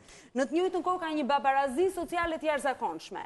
Çfarë ndodh sot? Sot, pabarazia sociale që kemi një pjesë dërmuese që ofrojnë shërbime me kosto të ulët për një elitë e cila përfuton më lart, dhe pjesa tjetër është korrupsioni. Për gjitha këto arsye kemi vendosur të shkëputemi. Kemi dëgjuar gjatë këtyre ditëve vetëm biznesin e vogël kasat fiskale. Çfarë do ndodhi me biznesin VIP? Se në 2013 nuk deklarua një audit për biznesin VIP. Më lini që ta shpjegoj edhe këtë. Kuptohet që zinxhiri fillon nga biznesi vogël. Ai që është në dukje, që prekin sot konsumatorët, unë nuk kam shkuar dot asnjëherë të blej diçka tek biznesi i zotit Jakaj. Por ama shkoj për ditë për të pirë kafen, për të marrë ujin, për të bler bukën tek dyqani që kam poshtë lagjes. Pra tek biznesi vogël është pjesa e parë, e cila duhet të fillojë të mësohet të lëshojë kuponin tatimor. Duke lëshuar ai kuponin tatimor, kuptohet te distributori, pastaj nga distributori tek importuesi. Gjithë kanali do të mësohet që të lëshojë faturën dhe kuptohet që klienti po mori faturën ta gjobitësh 1 milion lekë. Jo, konkretisht do të tjetër gjithë. Ne nuk kemi ndërmend të gjopisim klientin 1 milion lekë. Është një analizë, një debat. Ne kemi vënë në gazetë 1 milion lekë klientin që nuk merr faturën në gjithë media. Merren sqarojnë opinion publik se trembët. Për këtë po themi, nuk kemi ndërmend të gjobisim klientin 1 milion lekë. Kemi ndërmend gjëja e parë, 1.000 lekë është, 1.000 lekë të vjetra. Dhe kjo ka qenë 1.000 lekë nuk është kosto administrimi. Do gjobiten. Kjo nuk është vënë tani. Më vjen keq për këtë panel, kjo nuk është vënë tani. Kjo ka qenë vitën përpara kjo nuk është zbatuar asnjëherë. Kjo do zbatohet tani. Kjo nuk është një gjë që e vëmë sot. Kjo do zbatohet tani. Jo, nuk është problemi që do zbatohet. Ajo që është e rëndësishme është të ndërgjegjësohen. Pjesa më e madhe e njerëzve, publiku ton, edhe këtë gjë nuk e dinë, nuk kemi ndërmend të themi këtë, ose nuk kemi ndërmend që të themi, shiko, po se morët, neve do t'ju gjobisim. Keni bërë gjë tjetër nga keni cikleti, keni vënë makina e transportit, po patë mbi 100 litra karburant të bëja. Pak lidhur me këtë procedurën, sepse jeni në presion për të ardhuar dhe se në normalitetin gjithë debatet që trajtohet sot, biznesi madh, biznesi vogël, është gjithmonë për të krijuar atë zhurmën dhe për mos më nxjerrë asnjëherë rezultatin. Pra çfarë ndodh? Nuk mundet që një biznes i vogël të tregtoj një produkt i cili i ka kaluar gjithë fazat e faturimit. Dhe nuk mundet që në fundore të trajtohet pa faturë. Pra, këtu është themra akilit. Dhe ne du t'jemi shumë kujdesshëm për të kuptuar këtë. Në qoftë se biznesi i vogël nuk e pranon produktin pa faturë, pra çdo lloj malli pa faturë, biznesi i madh nuk ka kushton, është i detyruar të bëjë faturë. Por ka edhe një klasë tjetër të bizneseve, të cilët janë në fazën edhe të prodhimit, edhe të tregtimit, të shpërndarjes. Pra çfarë ndodh? Nuk merr dot faturë për produktin për lëndën e parë, gjithmonë kur bëjmë fjalë për produkte lëndë e parë vendase, dhe nuk lëshon dot faturë tek markatat dhe dyqanet e vogla. As prodhimi lënda e parë nuk jep faturë, dhe konkretisht është sektori i blegtorisë dhe i bujqësisë, që është sektori që gjeneron informalitetin, dhe nga ana tjetër nuk merr faturë biznesi i vogël, i cili dhe ka një argument që është më i thjeshtë se sa, du të sqaroj sepse unë jam në komunikim të përditshëm. Pra me produktet e mia dhe me aktivitetin tim jam në komunikim të përditshëm me biznesin e vogël dhe të madh. Dhe çfarë ndodh? Ku është një arsye e lëndës së parë? Konkretisht në produktet bujqësore dhe blegtorale. Megjithëse është i përjashtuar me ligjin që hyri për rimbursimin e TVSH-s automatikisht, që i njihet prodhuesit apo shitësit supermarketit. Nga 6 u bë 20. U bë 20%, pra është një iniciativë. Me autofaturim, po. Jo, këtu duhet ndalojmë pak. Këtu duhet ndalojmë. Prit. Është me autofaturë, por me kod fermeri. Mos harrojmë të. Formalizim fermeri është. Çfarë ndodh tani? Në rastin konkret, ti ke marrë një tendencë për të formalizuar fermerin dhe ke përjashtuar nga gjithë sistemi i taksave deri një shifër 5 milion të reja. Dhe në momentin që supermarketi apo prodhuesi produkteve bujqësore dhe blegtorale i drejtohet fermerit dhe i thotë të bëj unë gjithë procedurën falas të formalizimit dhe të kodit fermerit, lekt ti kalon në llogarinë bankare dhe ti nuk ke asnjë lloj burokracie, mjafton që të regjistrosh kodin e fermerit që unë të marr produktin dhe të më njihet TVSH-ja. E di kush ishte përgjigjja e fermerit? Kam kredin agrare të papaguar, nuk du të paguaj dritat, nuk du të paguaj ujë, dhe nuk du të humb asistencën sociale. Pra këto janë fenomene që në një farë mënyre rëndojnë psikologjinë e fermerit shqiptar. Dhe çfarë ndodh? Pyetja që unë do të bëja për ju është kjo: çfarë analiza është dhe kush janë sektorët që ju keni menduar që gjenerojnë informalitetin dhe evazionin fiskal? Dhe kush janë masat konkrete, ajo që thotë edhe profesor Malaj. Pra kush janë masat konkrete, sepse ne kemi lexuar deri tani, të paktën ato 3 faza që ju sapo prezantuat, komunikimi, ndryshimet legislative dhe kontrolli frontal, që kontrolli frontal ka filluar që në moment. Pra kush janë? Pra si e keni menduar ju që të jetë e qëndrueshme, por pa përmendur atë çfarë thotë zoti Malaj dhe thotë edhe pyetja se informaliteti nëse duhet apo nuk duhet. Është mëse normale që një vend në zhvillim, qoftë edhe probleme sociale apo për impaktin social, duhet të ketë një ekonomi. Nuk e përlish. Kjo është realitet gjithë ekonomitë tradicion, nuk është specifik shqiptare. Por është detyrë dhe përgjegjësia e qeverisë që të hartojë politika të qarta dhe ta ketë të kontrolluar informalitetin duke e lejuar në masën e dur. Tani, do të vim tek paketa, po ndaloj vetëm 2 minuta tek paketa bujqësia. Atëre, deri para shumë kohësh, ishte shumë e vështirë që të merrnit produktin nga fermeri shqiptar, edhe pse ishte me 6%. Atëre, mblodhëm dhe vendosëm që ta të bëjmë produktin shqiptar njësoj të konkurueshëm dhe me produktin e huaj, pra të mos ta blini qumshin nga një vend tjetër, por të keni mundësi ta merrni në Shqipëri, i dha mundësinë e autofaturimit. Kuptohet duke i dhënë fermerit të drejtën për të marrë një nit për produktin që shet. Tani, ne nuk mund ta lejojmë Nuk e merr. Në një farë Fermeri nuk e merr kodin e fermerit. Nuk e ka marrë sot, e kanë marrë një pjesë. Dhe autofatura automatikisht bie. E kanë marrë një pjesë kodin e fermerit. Avash vitin tjetër do të shtohen një çik më shumë që do ta marrin, se do të ndërgjegjësohen që kolegu ose fqiji që është aty afër shet, fermeri shet dhe po fiton të ardhura dhe ti e ke produktin të pashitur dhe ke të pamundur që të mbijetosh. Kështu në një farë mënyre do të fillon që to nuk bëhen me magji. Do të thënë, kur themi një reformë në bujqësi, nuk mund të mendojmë që nga... Si kemi menduar, them. Jo, e kemi menduar, ja kështu e kemi menduar. Ka një problem me gjithë linjën, me gjithë retailin e produkteve. E gjithë kjo që thoni juve, që mbase për ju nuk ka funksionuar shumë ose nuk e keni ndjerë shumë efektin, unë po them çfarë ka dhënë për bujqësinë. Për bujqësinë kanë dhënë që importet kanë rënë me 9% dhe nëse do të jap vlerën e eksportit, eksporti është rritur me 44% e produktit bujqësor. Pse? Sepse tani kemi grumbullues, të cilët janë të interesuar, kanë mundësi të kreditojnë TVSH-n dhe të mblejnë produktin shqiptar. Ta mbaroj lutem deri në fund. Atëherë, kjo është një pjesë. Më pyet të cilët janë sektorët më meris. Tregtia me shumicë është në krye të listës. Mineraret janë po ashtu në krye të listës. Produsit zakonisht të naftës dhe tregtuesit kanë probleme. Kemi shumë probleme me profesionet e lira, jo pak. Po, sepse keni fut faturën e të vëshës. Po, dhe aty kemi probleme. Pra, janë disa sektorë, por ajo që është me rëndësishme, dhe që zë pjesën më kryesore, është tregtia.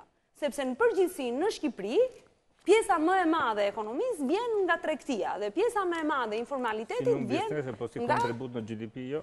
Nga tregtia, si bizneset që bëjnë informalitet. Duke dashur të vazhdoj, para unë respektoj kolegun, se ka që në shumë grupe pune, dhe një nga arsyet, jo për ku me përgjigje, po një nga arsyet pëse informalitet lurëzonë në Shqipëri është edhe kredibiliteti i ulët dhe përgjegjësia etike atyre që i certifikojnë këto bilance. Se ky informalitet është i certifikuar.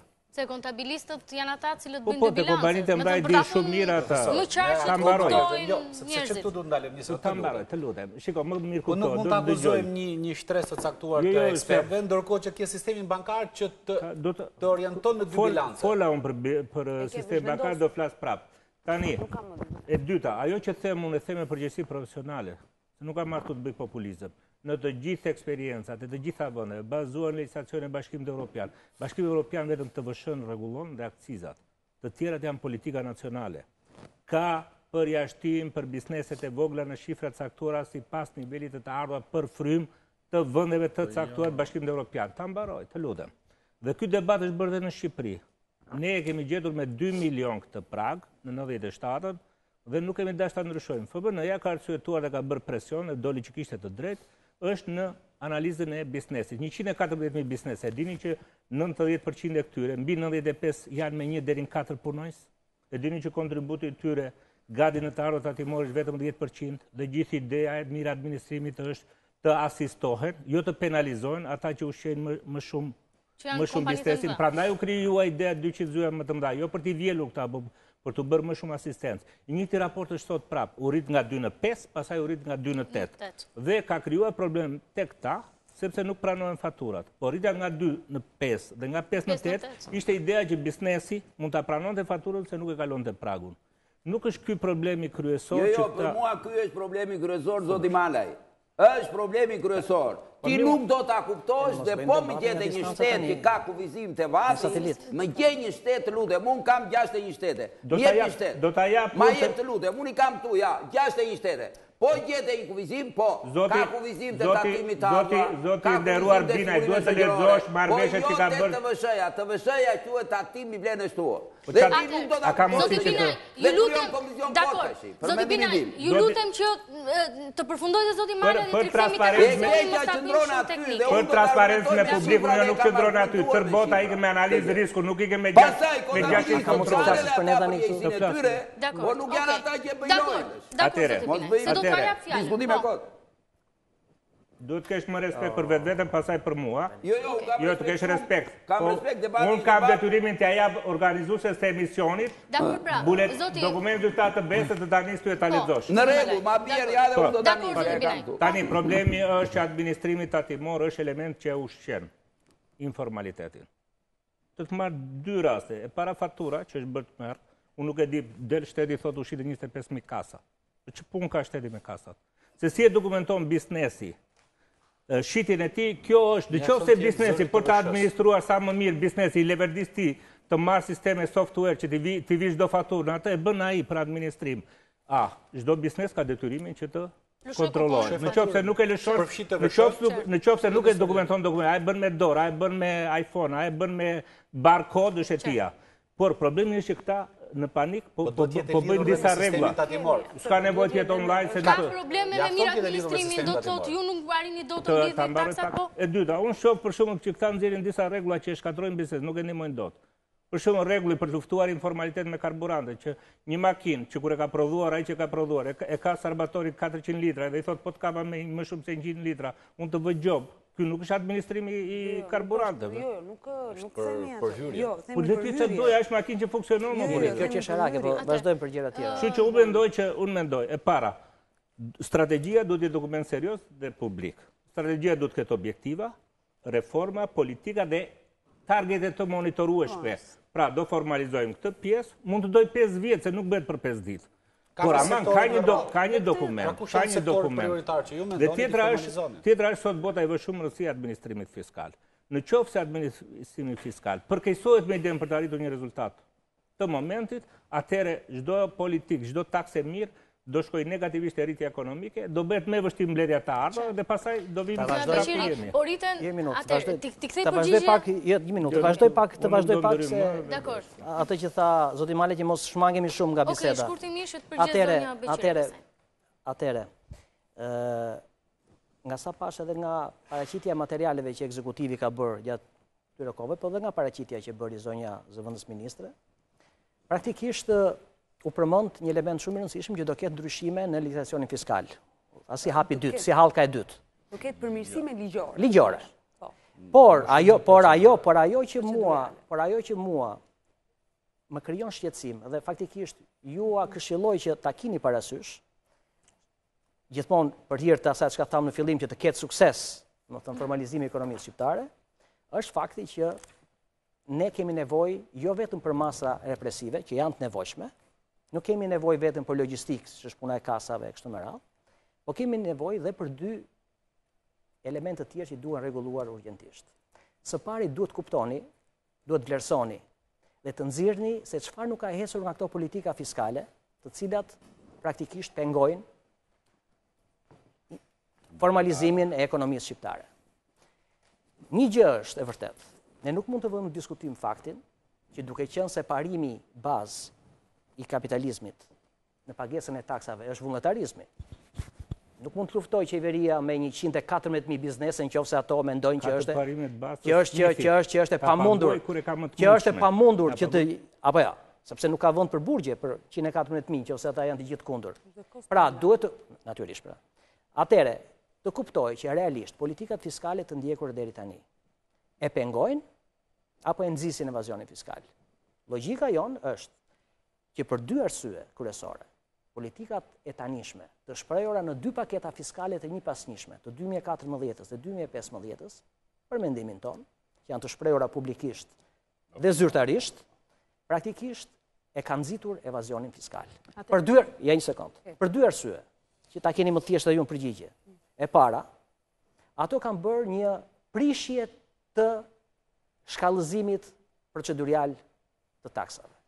Fakti që ju shfazoni biznesin me mbi 8 milion dhe 9-8 milion për ta tim fitimin me 15% dhe me 7.5%, praktikisht ju keni krijuar një trysni reale për bizneset mbi 8 milion që të duan të kalojnë 9-8 milion. Dhe këto 9-8 milion të kalojnë tek ato shkallët e tjera. E para. Është reale.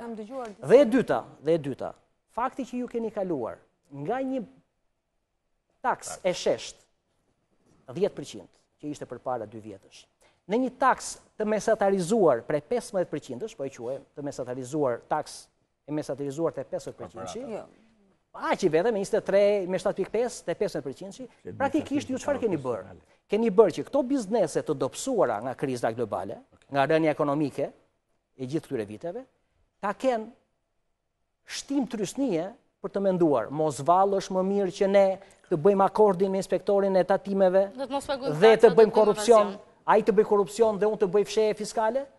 Pra, ai keni menduar që politikat fiskale ka nevojë për rishikim thelbësor, së pari për hir të luftës kundër korrupsionit, dhe së dyti, ju duhet, paktën unë e mendoj kështu, luftën kundër evazionit fiskal në ekonomi të tilla si Shqipëria, unë e mendoj në radhë të parë si domosdoshmëri, jo për këto element shumë që përmendëm ne këtu, por për atë që është kryesore sipas mendimit tim, sepse evazioni fiskal i kryer në ekonomisë si Shqipëria praktikisht prodhon nxjerrjen e parave të shqiptarëve jashtë vendit.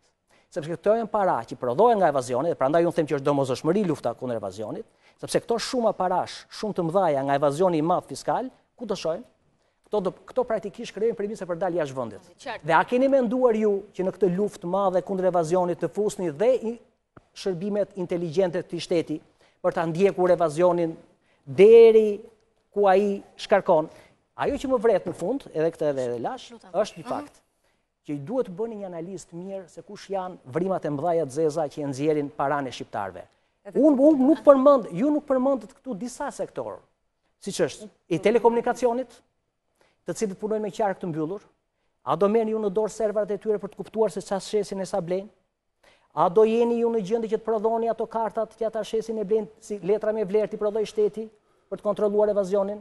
A do merreni ju me bankat? A do merreni ju me shoqëritë e sigurimeve? Të cilat praktikisht prodhojnë? A do merreni ju deri në fund me karburantin, qoftë në import, qoftë në shitjen finale? A do merreni me mineraret? Pra, domethënë, problemet janë shumë komplekse. Pjesa e parë, lidhja e taksave të ulta, nuk po flas e politikës fiskale, sepse është çik më e gjerë, e taksave të ulta me informalitetin. Nëse qoftë se do kishte një korelacion të drejtë për këtë gjë, kemi dëgjuar, kemi pasur taksat më të ulta, informalitetin e kemi pasur prapë shumë clarë. Pra nuk kemi vënë re që biznesi vjen dhe vetë deklarohet, përsëri, kur ka taksa të ulta, nuk ka ndodhur një gjë të tillë. Në të njëjtën gjë duhet të kuptojmë të gjithë ne që politika fiskale në fund të ditës nuk është një drek free, që ulesh, s'kam taksa sot, jam shumë i lumtur, pos e pagove sot, do ta paguash nesër dhe me interesat e borxhit publik. Pra në fund të ditës, politika fiskale është një element që duhet i lidh të gjithë këto element makroekonomik dhe nuk ka lidhje vetëm me po e ulëm taksat, domosdoshmërisht. Nuk e pranoni ju këtë si fakt? Jo, ne nuk është se e pranojmë, ne unë po them si e analizojmë dhe çfarë elementësh duhet të kemi parasysh.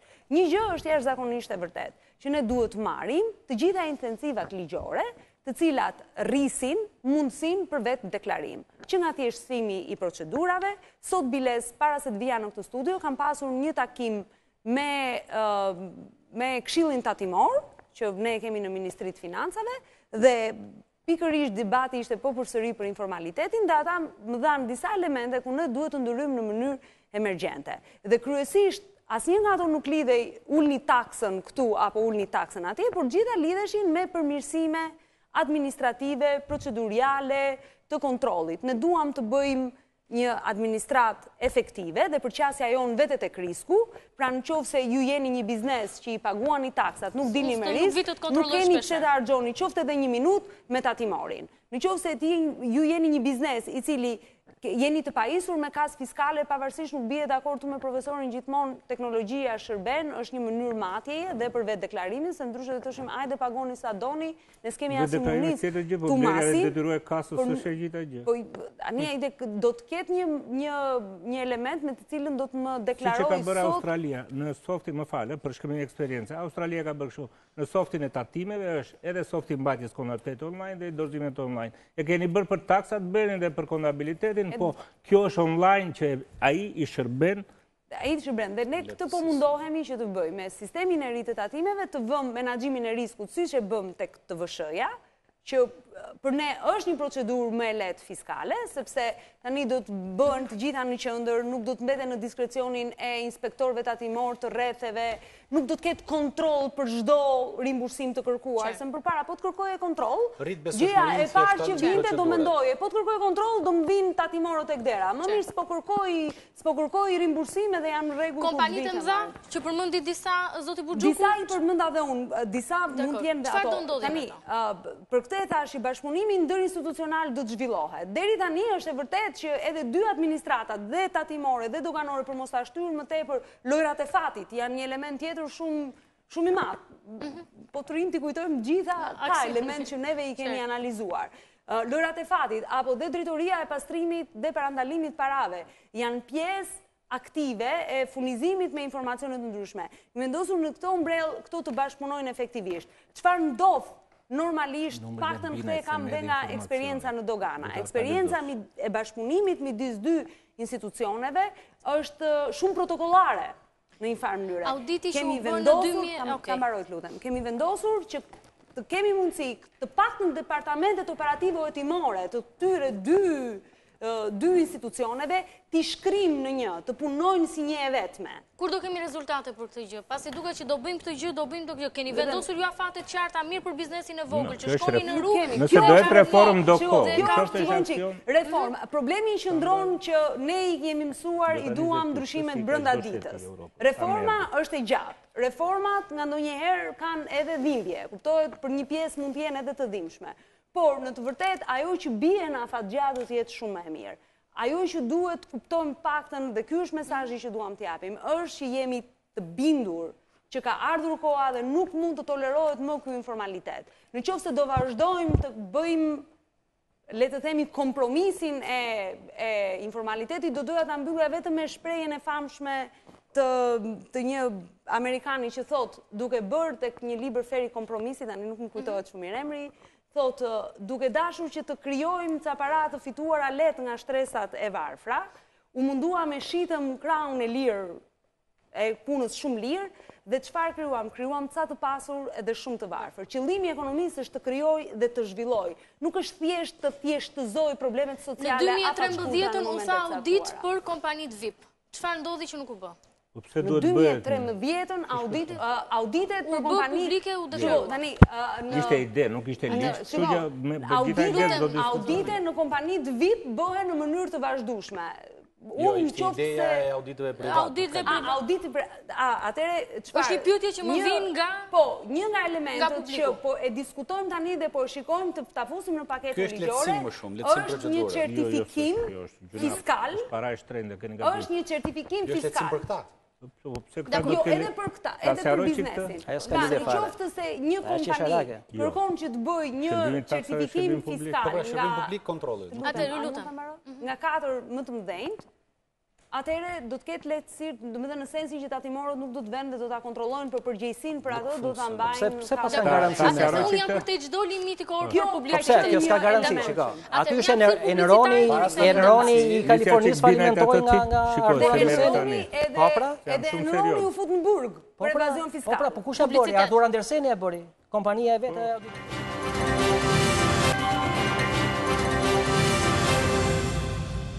Riksemi në studio ku edhe gjatë kohës reklamave ka pasur në pak debat me ftuarve, duket se gjatë ditëve të fundit në fokus kanë qenë kasat fiskale. Një apel i vazhdueshëm i kryeministrit, por edhe drejtuesve të administratës fiskale në Shqipëri që bizneset pajisen me kasat, ta vënë ato në punë dhe qytetarët të marrin kuponin tatimor. Një çështje që me sa duket në Shqipëri ka çaluar krahasuar me vendet e tjera. Do doja një lidhje me zotin Balla, duke kërkuar shumë ndjes në fakt që nuk aktivizova në pjesën e parë të emisionit, por duke kërkuar të na mirëkuptoj për shkak të debatit që u bë. Zoti Balla, para së gjithash, si e shikni ju këtë aksion, duke qenë se jeni le të themi një palë përfshirë në të? Në radhë parë, pajisjet fiskale duhet të kap pak mohabetin me diskutimin që bëri profesori.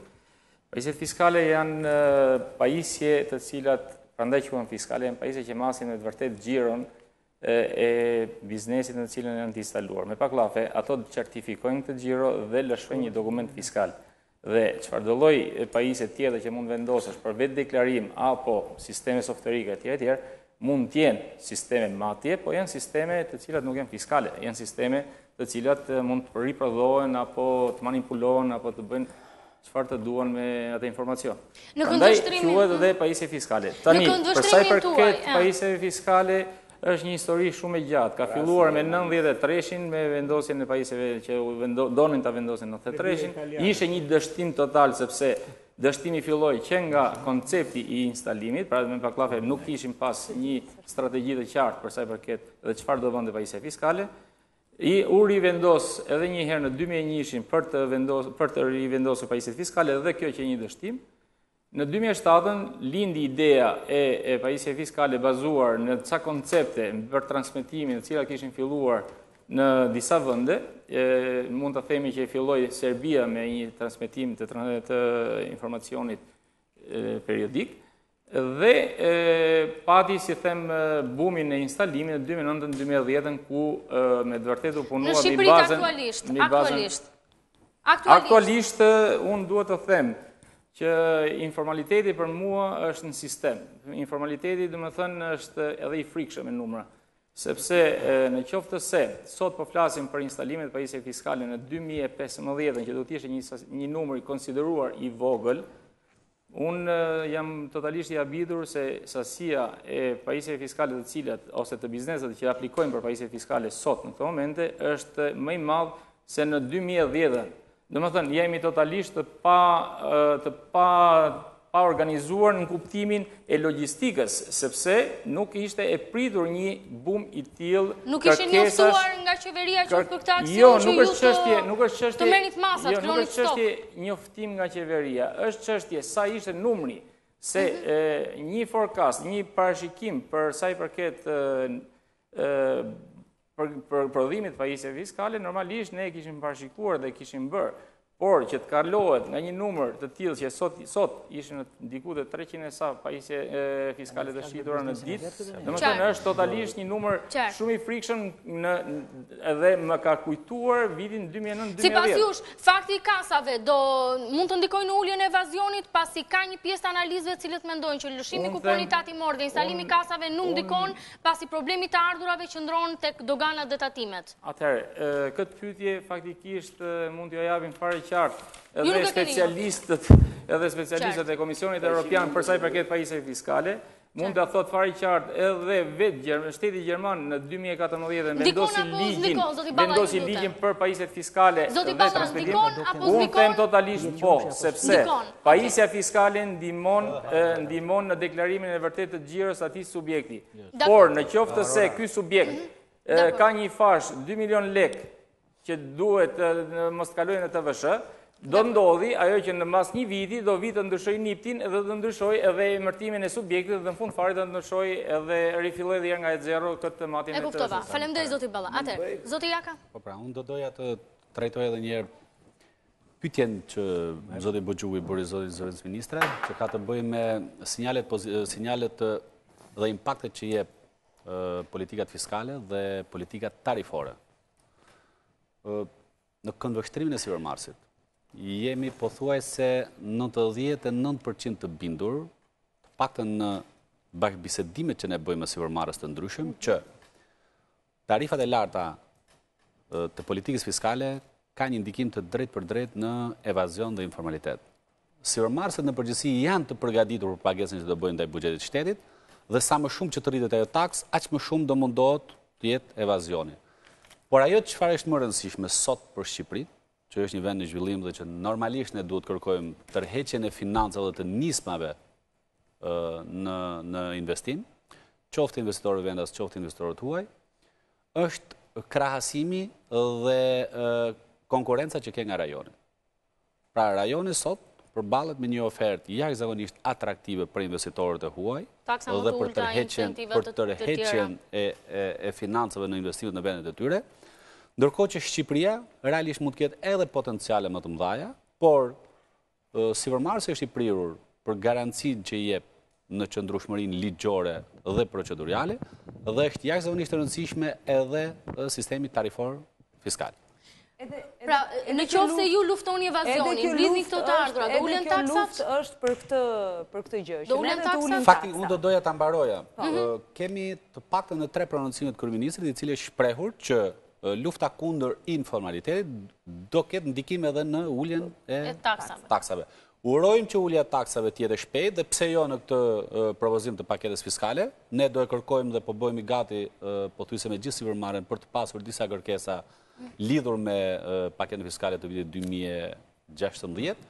Shpresojmë që tarifat të merren parasysh dhe njëkohësisht do kërkojmë edhe ku do jetë sektorët që do kenë suporte dhe subvencione, qoftë procedurale, qoftë suporte financiare apo përjashtuese. Akoma vazhdojmë të jemi dhe ka dhe një argument që nuk prenohet në logjikën normale, që sektori i turizmit shqiptar prodhon vetëm 500.000 euro TVSH, që është e papranueshme.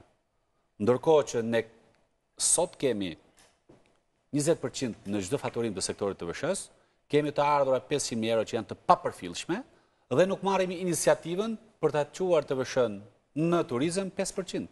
Dhe të shohim se kush do jetë reagimi i mbledhjes së TVSH-s.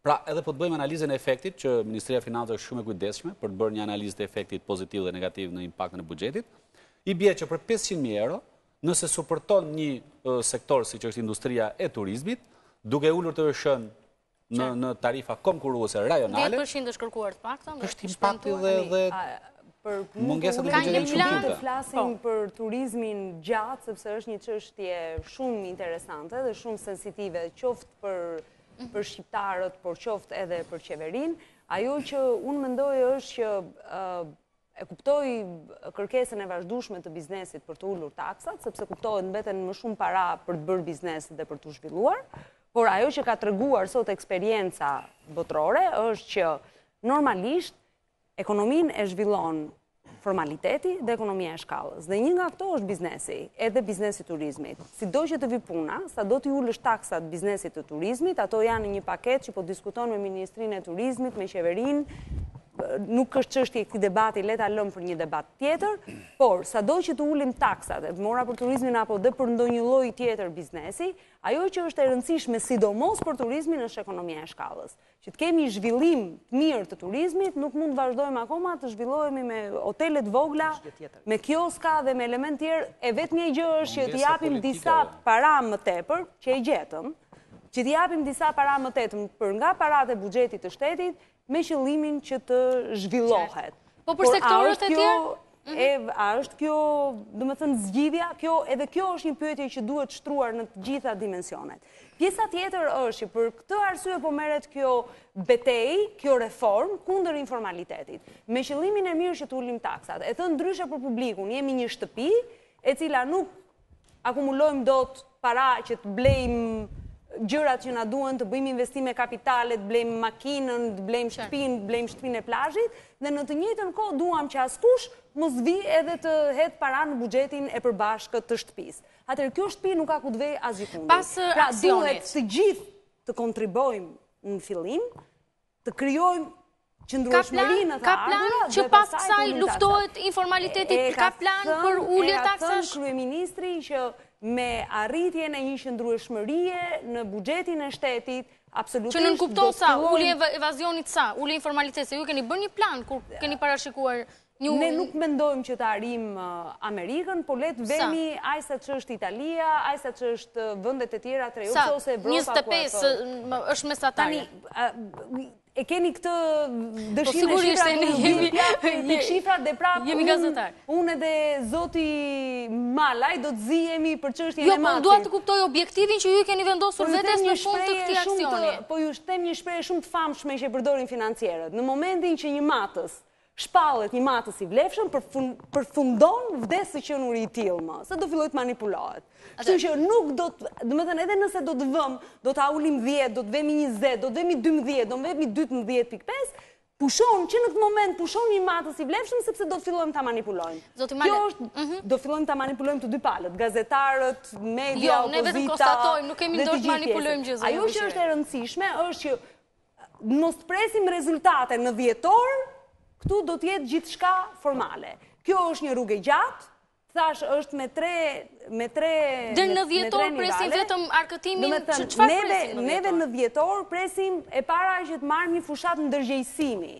Të kuptojmë që të gjithë të njohim kuponin tatimor. Po ndërgjegjësohen, po veni që kërë. Jo vetëm bizneset, ndërgjegjësohet edhe publiku. Qytetar. Edhe publiku. Në thënë, në një, po t'ju them, nuk po ju them kafen, i vetëmi person që kërkon të kuponin tatimor isha unë. Nuk ta japin kuponin, thot zotin. Jo, nuk ta japin, në botë më nuk ta japin, është element. Tani unë kam rast konkret dhe po ta them, të pyesin e do apo jo. Kuponi është kur dikush do të vërtetoj një shpenzim që i rimbursohet. Ta pasyroj shitjen e shtjetër gjithë. Ama e pret. Patjetër. Jo, e pret. Ta pasyroj veprimin e shtjetër gjithë. Forma e pasyrimit është edhe elektronike, thaj. Për shumë kur blen një kompjuter, ai të thotë, të tanis me email, thotë. Ama e pret. Po patjetër ta pret. Po tu nuk e pret. Po jo të merr faturë, jo po s'patë ti ku ta. Po pse më fal? Po jeni, shiko. Të lutem, vetëm më dëgjoj se unë të dëgjova. Jo, të lutem. Okej, urdhë. Keni 114.000 biznese. Doni kornis, xham, letër. Mos ikni pa marrë kuponin tatimor. Janë mbushur gjitha bizneset me për çfarë është ajo? Për çfarë? Kujdes me këtë për ndërgjegjësim. Ndërgjegjësimi bëhet siç e bën gjithë bota, bëhet me rrjetet sociale. Janë gjithë ato shpenzime, përse u duhet? Për nuk e di. Dhe prapo ta them, në vendet moderne është hequr, është edhe element ambientalist. Po të duash mere, ai të pyet, e do apo se do, edhe unë u habita, kam qenë ministër finance, i vendit tim dhe u habita kur më tha që e do apo se do, i thash të lutem, i thash të kisha parasysh që u lajmërova mund gjobitesha. I thash se kjo në vendin tuaj kështu. Zotni tha, ne nuk e presim një gjë kosta po si vleti. Tani të kaloj, jo, ja të kaloj një, atëre ta them. Më morëm 10 minuta me atë. Kush e keqe këti? Unë kam shqetësimin që pavarësisht çfarë thotë zëvendësministri, kur dëgjoj kryeministrin, dëgjoj të tjerët, kjo ka marrë trajtën e një aksioni penalizues. Të lutem. E para, e dyta, prapë argumentoj për biznesin e vogël, pavarësisht nga diskutimet teorike pro dhe kundërta, paraja e biznesit të vogël, në fundit vetet e familja, të prindit e fëmija. Paraja atyre që ju e keni deklaruar dhe s'keni raportuar akoma asgjë, që është para kriminale, nuk shkon tek probleme sociale. Ajo është me dëmshme. Dhe nëse doni kredibilitet e para fillojeni me ata, e dyta bëni atë që është nisur dhe ne nuk e mbaruam dot. 4 muaj nga shtatoj dhjetor unë jam plotësisht dakord. Në qoftë se thot kryeministri që te rruga Myslimshyrit ka biznese që nuk kanë qenë licencuar fare, ata kanë paguar, dikë kanë paguar ata. Është e pamundur. Atëherë jo, s'ka nevojë të ngrini grupe, është e ndarë, bile ne kemi ndarë me hartë atëherë Tiranën, se nuk ka filluar gjërat sot, dhe çdo inspektor ka për shembull 500 biznese në këtë zonë gjeografike. E merr të dorëzime me proces edhe i të fshet. Dhe po i gjete që ka se jo një minutë informaliteti nuk erdhi në 2013. Duhet ta ndajmë fokusin tuaj. Unë mbështes plotësisht çdo rritje të përgjegjësisë, po konkrete, të atyre që ushqejnë këtë informalitet që thonë ti mos e merr fare licencën, merr mua në telefon, më pagesë mujore. Këta duhet të dalin parë, mos u merrni me biznesin. Kjo është në fokusin tonë. Po kjo nuk do të thotë Jo, ta mbaroj pak. Tjetra, kur qeveria nuk i dalin të ardhurat, çfarë bën? Shkon në parlament e kërkon rritje borxhi? Po? Ose kërkon Po çfarë kërkon? Po biznesi kur ai nuk i realizon dot të ardhurat dhe është në krizë të cash flow. Pse nuk e risni autoritetin, besojeni atë punonësin tatime, siç kërkoni përgjegjësi jepni dhe autoritet.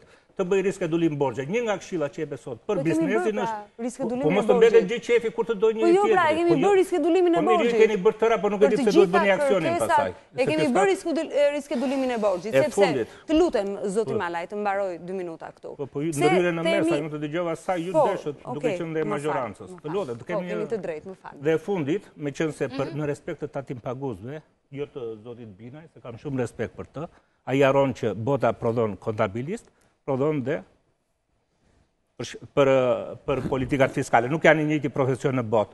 Atëre, ardhur në mënyrë zyrtare, 35.000 euro është mesatarja në gjitha vendet europian, ku biznesi i vogël nuk paguan të vëshën në qoftë se ka xhiro deri në këtë nivel. Tani a mund të themi diçka tjetër tani përveç asaj, se s'ka shumë rëndësi kjo. Merre kaloj. Absolutisht. Zoti Buxhuku, lutem se janë hapur disa tani diskutimi. Atëherë lutem se ka dhe zoti dhe zonja Beqira dhe zoti Binaj drejtën për të folur. Ta lëm pak me cilësinë e kasave neve se u hapun shumë. Zoti Buxhuku, lutem, të marr zotin Binaj vetëm opinionin për ta mbyllur me zotin Malaj. Nuk kam nevojë, unë i dash referencën, të bëj ta lexoj. Shiko, tash me thënë drejtë vjen mirë që ne bëjmë debate kështu se kjo është edhe liria e fjalës. Dakor, vetëm shkurtimisht, ju lutem se do t'i them këtë. Në qoftë se shteti shqiptar dhe zëvendës ministria që mbulon problemin e taksave, mos vemi te kryeministri apo drejtoresha, nuk gjithë problemin e administrimit me anë të kasave, ky operacion do dështojë. Por, unë i bëj dhe një pyetje tjetër, Mirja e lçoi faturën tatimore. Ky 20% që paguaj unë si konsumator, e merr Ministria e Financave apo i ngelet pronarit prapë? Faleminderit. Këtë pyetje le të marr. Dakor. Zonja Beqira, disa pyetje edhe nga zoti Malaj? Jo, nuk kam pyetje. A mund të bëjmë ndërhyrjen neve tani? Se këtu tani pyetje mas pyetje është replik pas replike tani. Në radhë të parë një herë, dëshiroj të themi që se morëm shkak nga problemi i kasave, unë e kam si këshill, e merrni si doni. Duhet rregulloni se kemi pasur shqetësime konkrete për problemin e kasave fiskale, funksionimit tyre, pra cilësisë shërbimit. Po, është një problem. Jo, është problem ky, por është problem serioz sepse ata penalizohen nesër për efektin e problemit cilësisë kasave. E para. E dyta, këshilloj në mënyrë normale që të liberalizoni këtë sistem. Pra mos luhet me 3-4 kompani, ta hapni lojën. Që mos përfundoj ky aksion vetëm në shitjen në rritjen e xhiros së kasave fiskale, se edhe ky risk ekziston në Shqipëri. Nga ana tjetër, të shikoni me seriozitet faktin e gjobave për biznesin e vogël për raportimet e tyre fiskale. Kemi marrë shqetësime konkrete me letër, mund t'ja dërgoj një kopje, që për raportime të cilat të vësheja 0 për shembull. Gjoba është 150.000 lek, 200.000 lek për biznesin e vogël. Sa që është i bie fitimi mujor e tij që merr frymë. Domethënë, janë ca gjëra të vogla që duhet i rregulloni. A mund të mbajë ritmin? Unë po ja them këto, ju mund të shënoni edhe mund të nuk e kam për debat, nuk e kam për debat. Po jo vetëm dy gjëra. Po nuk e kam për debat, këtë mund të marrni shnim. Tani për sa i përket faktit, duke pasur parasysh së pari që ju nuk pranoni që keni gabuar në politikat fiskale deri tashme. E para. E dyta, ju nuk pranoni që deri sot në gjysmën e mandatit ka përgjegjësi reale në faktin që kemi këtë informalitet për 50% a një tretën e bizneseve merrni si doni. Pra, ju thoni që nuk ka, sepse se nuk keni dhënë shembuj. Së treti, duke pasur faktin që ju nuk keni një, me të shkuptova edhe nga biseda, nuk keni një mungesë strategjie të mirë për të identifikuar se cilët janë sektorët që prodhojnë dhe pastaj të keni dhe diagnozën edhe ilaçin se si shërohet. Nga ana tjetër, duke pasur parasysh faktin që politika ndaj fshehjes fiskale, duke pasur parasysh këtë formalizim të madh edhe një masë shumë të madhe njerëzish që preken, duam apo s'duam ne, qoftë në fazën e parë, por njerëzit do jetojnë edhe në ditën e parë dhe dytë, se nuk do jetojnë vetëm as 10 vjetësh, duhet të përgatisni që të jeni të suksesshëm edhe të kemi qëndrueshmëri sociale në Shqipëri, edhe politika të shëndosha sociale, se si do mbështeten këta njerëz. Dhe tjetra, duhet që me këto para, të cilat mendohet që do merren, duhet të jep një mirë llogari, dhe këtu është edhe një përgjegjësi shumë e madhe dhe opozitës në fakt, se si do përdoren këto para. Si do përdoren me efikasitet këto para. Pra, për të gjitha këto arsye që unë i përmenda, unë mendoj që pavarësisht qëllimit mirë që ju keni, në qoftë se nuk rregulloni thelbësisht mënyrën, unë kam frikë se ajo do të jetë një tentativë që do ngeli aksion e do dështojë në afatgjat. E para, po e filloj nga fakti që juve nuk keni strategji. Unë nuk jam dakord që ne nuk kemi strategji, sepse këtë folëm deri tani, që ne po bëjmë një strategji, kemi një plan afatshkurtër dhe do bëjmë, po jemi duke hartuar një plan afatgjat 2 vjeçar. Nuk jam, ky mund të jetë perceptim që është, unë nuk mund të luftoj me gjithë perceptimet apo t'i kthej ato, por absolutisht nuk jam dakord që nuk kemi strategji. Janë informuar grupet e biznesit. Në të njëjtën kohë do ta marrim, edhe kjo është një lloj informimi. Dhe ajo që ka bërë kryeministri dje nuk është një lloj informimi, ajo që kanë bërë sot Ministri të Financave me komunitetin Këshillin Tatimor është një for informimi, tani nuk do të thënë që neve duhet të rrim të bëjmë gjitha mediatike që mendohemi që ose të themi që kemi informuar. Gjëja e parë. Pjesa për sa i përket kasave fiskale. Më lini ne nuk kemi bërë, shteti nuk ka bërë asnjë monopol. Kushdo të aplikojë të marrë autorizim për të shetur kasa fiskale, është i lirë ta bëjë këtë gjë. Sot janë 5 shitës të autorizuar, mjafton të aplikosh të marrësh një autorizim për të shitur këtë gjë. Pra nuk është se është nuk ka monopol, nuk ka probleme në këtë treg, sipas jush. Kushdo që të futet mund të futet. Nuk ka pasur me interes njerëzit që të futen. Pjesa e parë. Jam dakord që kuptohet që ka ca barra për të qenë në zbatueshmëri të ligjit, kuptohet me ligjet e tatimet, me ligjet e doganave. Einsteini vetë thoshte gjëja që është më e vështirë për të kuptuar janë taksat dhe ligjet e tyre. Kështu që unë këtë pjesë e kuptoj.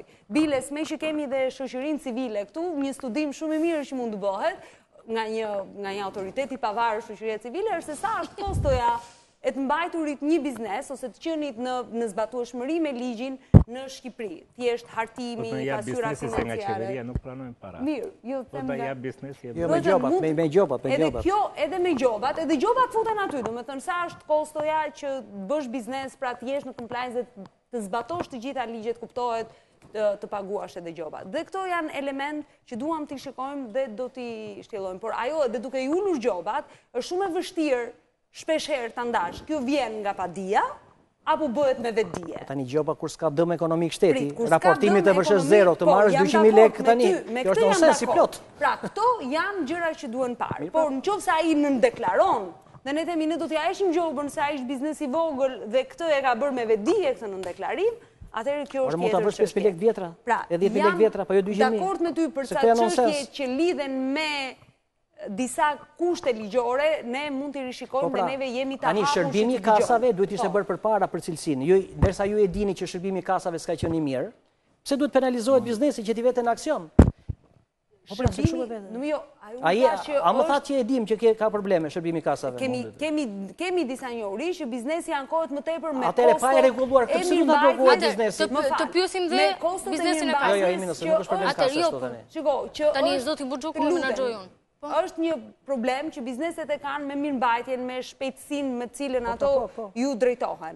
Atëherë ajo është një kontratë që ai që ofron kasat, zotëria që është atje, e ka me biznesin vet, kuptohet vendosin dhe kostot. Është marrëdhënie kontraktuale me njëra tjetër. Ka firmosur që do të marrë këtë shërbim për këtë qëllim. Gjobën kush e merr në finale? Si, kur kasa s'punon. Po nëse juve keni një muaj që s'punon kasa, S'ka jo një muaj, mund të ketë edhe një ditë dhe vjen inspektori i vigjilit atit. Ato janë stimulime, situatash, realitetesh që duhen para pastaj. Atë një lidhje me zotin Balla për ta pyetur datë pikërisht për këtë problem të kasave. Çështja vetëm shkurtimisht.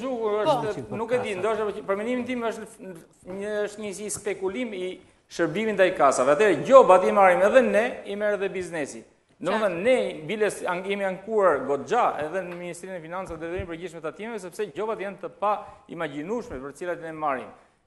Shërbimi që ne mundohemi t'i japim është besoj se kompania jonë është një nga kompanitë që ofron shërbim më të mirë sot për kompani, për fenomenin. Për sa i përket cilësisë së pajisjeve fiskale, duhet të kuptojmë edhe diçka tjetër. Këto pajisje fiskale janë projektuar në 2007, jemi në 2015, dhe nuk i përgjigjen. Fare e mirë, ne sot mund kalojmë edhe në teknologji më tepër të avancuar, ku çdo gjë të jetë online, edhe kuponi që të jetë online. Dakor. Atëherë, edhe diçka të fundit përpara se të kalojmë në publicitet, zonja Beqiraj. Ka deklaruar kryeministri Edi Rama që në rast se nuk paguhet taksat nga ana e biznesit, do të bëhet vepër penale. Do bëhet ky ndryshim ligjor? Është vepër penale. Është vepër penale. Do zbatohet atëherë? Është vepër penale. Duhet masat, do zbatohet aktualisht? Po, do zbatohet. Do ta zbatojmë ligjin me përpikmëri. Zoti Malaj, një hapësirë publicitare do ta kesh direkt e fjalën. Publicitet.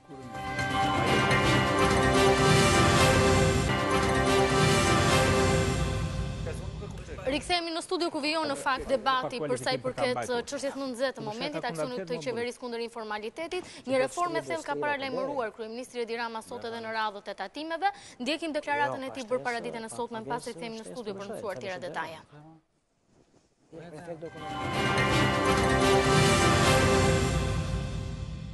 Njësoj si vëllezërit dhe si motrat tuaja që në kompaninë e shpërndarjes së energjisë bënin të njëjtën gjë dhe sot janë prapa hekurave, aty do shkojnë. Edhe ata ndër ju që bëjnë atë që bëjnë ata. Akademi Fiskale që e ringritëm nga hiri ku e gjetëm dhe që vitin e shkuar ka pas një volum të konsiderueshëm trajnimesh që tash mbrapa do ta bëjmë shkollë nate për gjithë ditën në punë, natën në shkollë.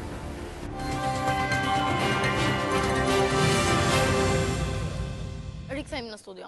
Zonja Zëvendës Ministre, grupet e tatimorëve kanë qenë në terren. Kemi këtë situatë me këtë evazion. Sot kemi pasur mbyllje të qepenave. Çfarë do ndryshojë duke filluar nga dita sotme nesër e në vijim? Do kemi kontrole më cilësore, do me thënë do i kontrollojmë përveç niptit apo ka funksionimit kasës apo lëshimit kuponit tatimor.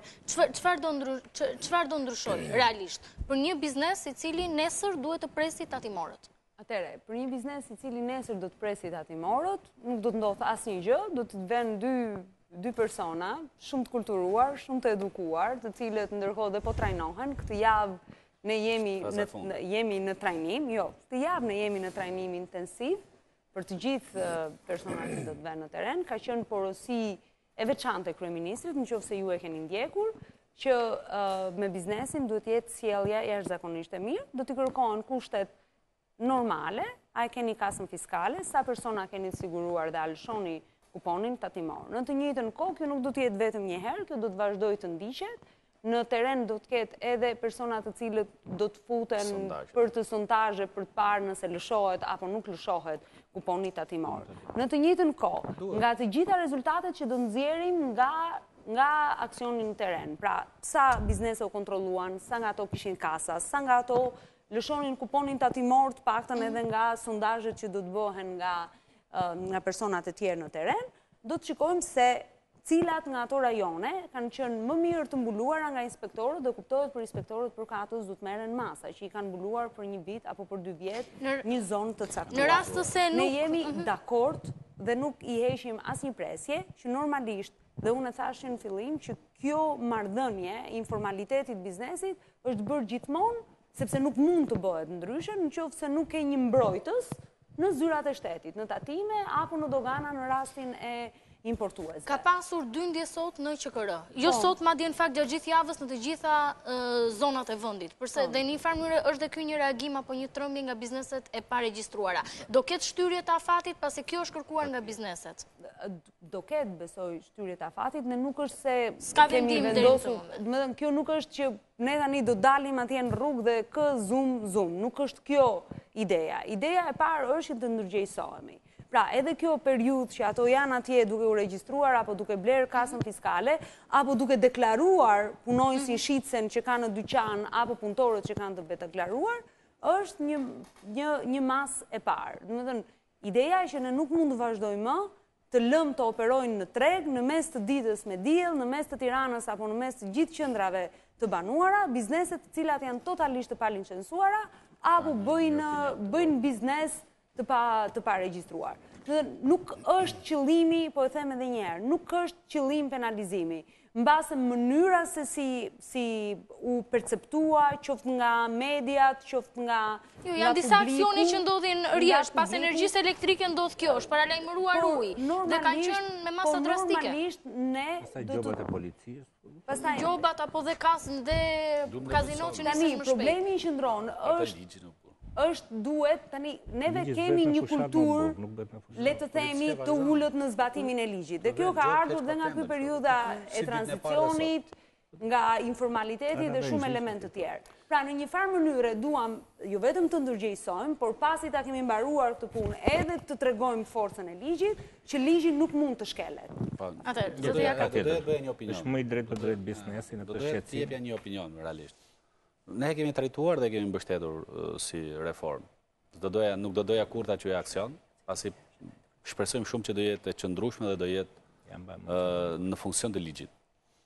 Është shumë e rëndësishme që ndërgjegjësohemi ashtu jo për të qenë thjesht në sinkron të asaj çfarë tha zëvendës ministre, por është shumë e rëndësishme që sipërmarrësit të ndërgjegjësohen. Nuk mund të kalojmë në analiza apo artikulime të impakteve sociale që krijojnë lufta ndaj informalitetit dhe evazionit fiskal, gjoja për bizneset e vogla do i nxjerrin në rrugë. Jo, ne duhet ndërgjegjësohemi për rolin që kemi në këtë shoqëri. Pra nëse jemi biznesmen, duhet marrim përsipër rolin që kemi për të paguar detyrimet dhe për të formalizuar aktivitetin tonë, për të formalizuar numrin e punonjësve, për të formalizuar faturimet dhe gjithë sistemin e qarkullimit tregtar. Në qoftë se realisht ajo çfarë ne kemi vënë re këto 2 vjet është që mënyra e komunikimit të sistemit tatimor ka qenë çasti tjetër. Me mirë. Normal. Pra ka qenë më e mirë. Mbase kjo ka krijuar edhe atë hendekun, ka krijuar mbase edhe këtë tolerancën e madhe, sipërmarrësit e kanë marrë informalet dhe mos të përmendim shumë sipërmarrësit, pasi subjektet që ushtrojnë aktivitet të paregjistruar dhe në kundërshtim të plotë me pagesën e tatimeve nuk janë sipërmarrës. Janë evazionist dhe informal.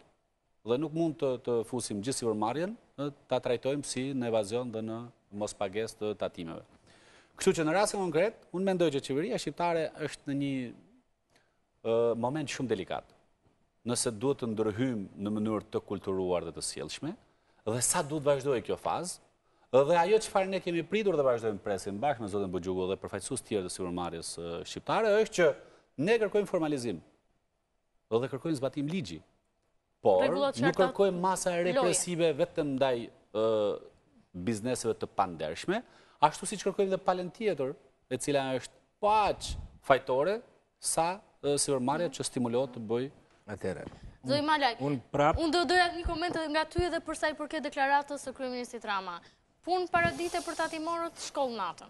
Patjetër që shkollë natë, por nuk ka nevojë që të bëj akademi Ministria e Financës, sepse në tërë botën bën marrëveshje me universitetet, se këta stafin akademik ande e marrin. Dhe s'ka nevojë të krijojmë struktura mbi struktura, për treguar se sa e vështirë është lufta kundër informalitetit. Modeli francez, zotin. Të lutem, ka plot modele, ka dhe modele amerikan apo jo, që diti. Në rregull, s'ka asgjë të keqe. Unë të thash që bëheni si doni. Tani problemi ju thatë për informalitetin. Kryeministri aktual ka qenë 11 vjet kryetari i Bashkisë Tiranës. Shkalla e informalitetit në taksat vendore ka qenë më lartë. Nuk është për të akuzuar atë, po është për të kuptuar që lufta për informalitetin nuk është aksion. Se do ta kish bërë, për 11 vjet do ta kish bërë dhe do të kish krijuar modelin. Të lutem, jo. Unë i di statistikat. E para, e dyta, ka ashpërsi. Policia thotë, nëse ti e mban fëmin tek vendi i parë unë të heq patentën. Ç'është ky që të heq patentën? Mjeti është mjeti punës. Në asnjë vend të botës nuk ta heqin, të vënë gjobën, po tani, të vënë gjobën, të detyrojnë të zbresh të dekësh klasat, po jo licencën. Këtu duhet të ngrem zërin për të sugjeruar. Këta janë element të agresiv. Unë jam me shqetësimin që ai nuk e pranon, mi kolegu, që ngriti Gjergji. Është konkluzioni i Bankës Qendrore. Ne paralajmëruam si ekspert, po qeveria nuk do të dëgjonte, që mbledhja e sforcuar e detyrimeve të energjisë elektrike, me idenë që do fusim kulturë dhe shumë mirë, uli konsumi. Konsumi uli rritjen ekonomike, se janë të lidhur. Rritja ekonomike ka çuar në situatën që qeveria thotë që mungojnë X milion. Të lutem, ta mbaroj. Dhe, jo s'është fat shkurtër, se bëhet fjalë për jetë njerëzish, që mezi mbijetojnë. Edhe këtë që thoni për bizneset që ata që janë në anë të rrugës.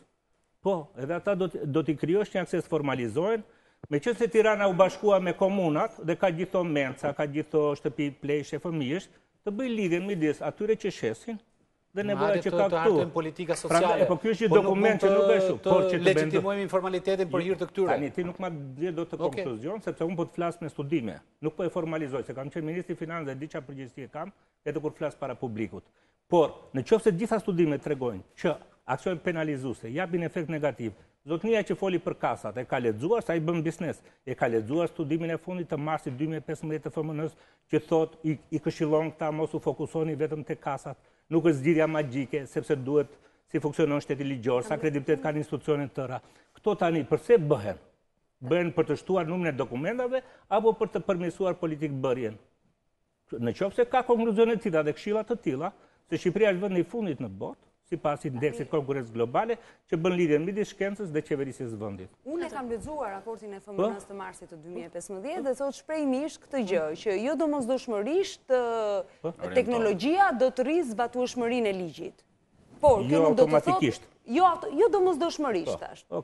Automatikisht domosdoshmërisht e njëjta gjë. Pra, dhe këtu bjem dakord që, domethënë, teknologjia nuk ndikon tek sjellja. Kuptohet tek sjellja ndikon disa faktorë të tjerë. Megjithatë, ai nuk thot në asnjë moment që mos e përdorni teknologjinë. Kasën për herë të parë Greqia me që u vetëm Greqia janë 20 vende atje në studim, nuk është një vend apo jo. Le të krahasohemi me këta që kemi afër. Domethënë, Greqia kasën e parë e ka vënë në 88-ën, domethënë mendoni sa më përpara, dhe Anglia në 83-shin filluan me këto kasat që kishin kuponat online që i dërgonin online. Pra, këto janë element, mora 2 vende, një çik më të zhvilluar, një pak më afër nesh, që i kanë vënë kasat fiskale dhe kanë përdorur teknologjinë në mënyrë që të marrin të dhëna dhe të kenë mundësi të mirë administrojnë. Kjo nuk do të thotë domosdoshmërisht që vënia e një kase absolutisht do të bëj ty që ta shtypësh me se s'bën. Kuptohet që ta shtypësh kasën dhe ti të deklarosh, kërkon nevojë për ndërgjegjësim, kërkon që qytetarit të marrë pjesë në këtë gjë, kërkon në të njëjtën kohë që sikosh që taksat e mbledhura merr një shërbim në shtet, pra janë të gjitha të lidhura këto. Unë nuk heq asnjë presje nga kjo gjë. Po të themi që vendosja e kasave vetëm rëndon biznesin dhe nuk bie asnjë gjë të mirë, edhe unë tani mund të bëj një pak me konkluzion.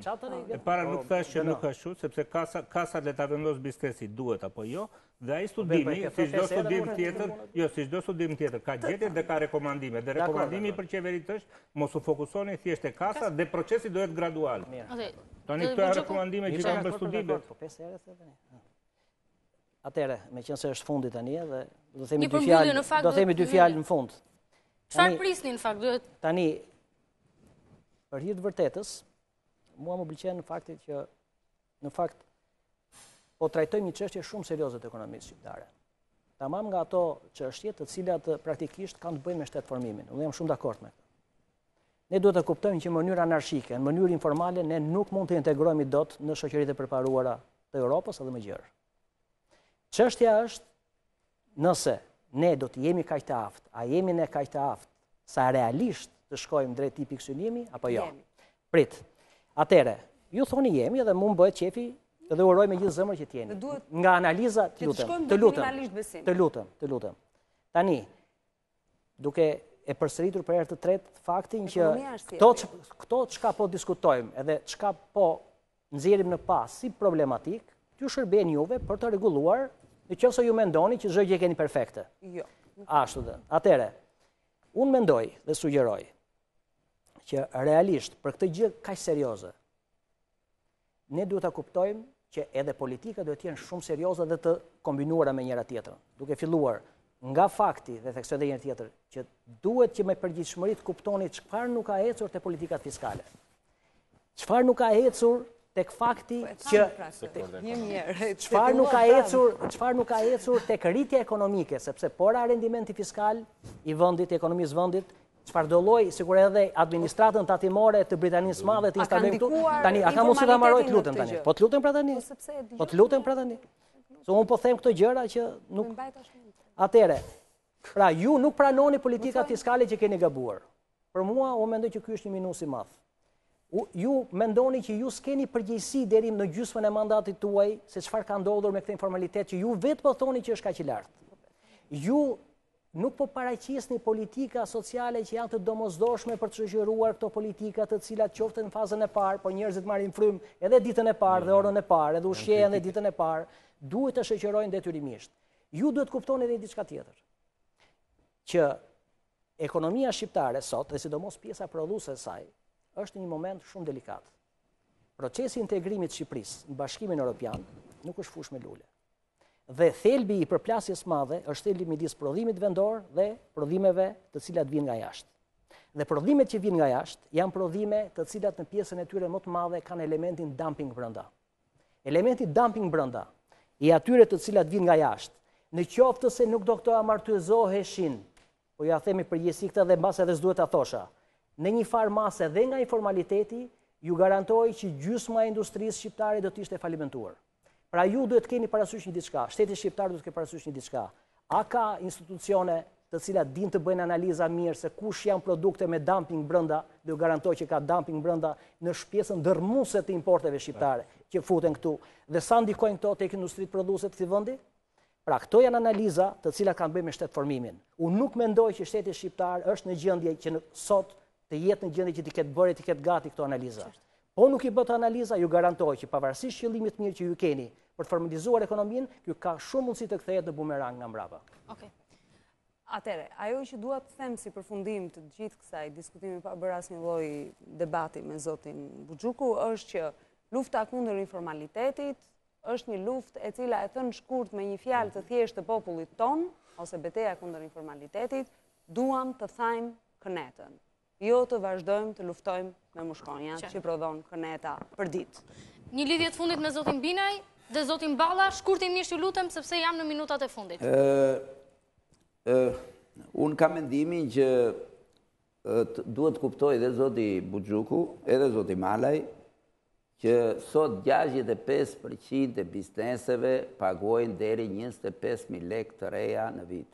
Pra, do të thot, po të bëjmë si analizë, i bie që këto bizneset vogla që quhen, që pagojnë deri 25.000 lekë me xhiro deri në 2 milion, që unë i formalitetin e shikoj në këtë shkallë, në dash ta pranoj zëvendës ministrja, po, dhe i bie që ky nivel bizneset këtë prodhuar 1.5 fatura në ditë. Kjo është e frikshme. Që ne, pra, vendosja e kasave, ne të keqen e kemi të administrimi, ne s'po administrojmë. Në Ministrinë e Financave nuk ka drejtori kontabiliteti që të pak të përmbledh bilancit e të gjithë ekonomisë. Që që unë them që mirë është të shikojmë të gjëra me sy kritik, si patriot, edhe forcat politike me qëllim që ta vendosim të rregull dhe disiplinë. Ne kërkojmë rregull. Faleminderit. Zoti Balla, një lidhje të fundit dhe me ju çfarë prisni në fund të aksionit? Pasi në fundit përveç problemit kasave jeni dhe vetë biznes. Mendoni se do ketë rregullat pastra loje? Unë e shpresoj që në fund fare, dhe më thënë, të gjithë të ndërgjegjësohemi dhe të marrim mesazhin e dur që kështu nuk vazhdohet më.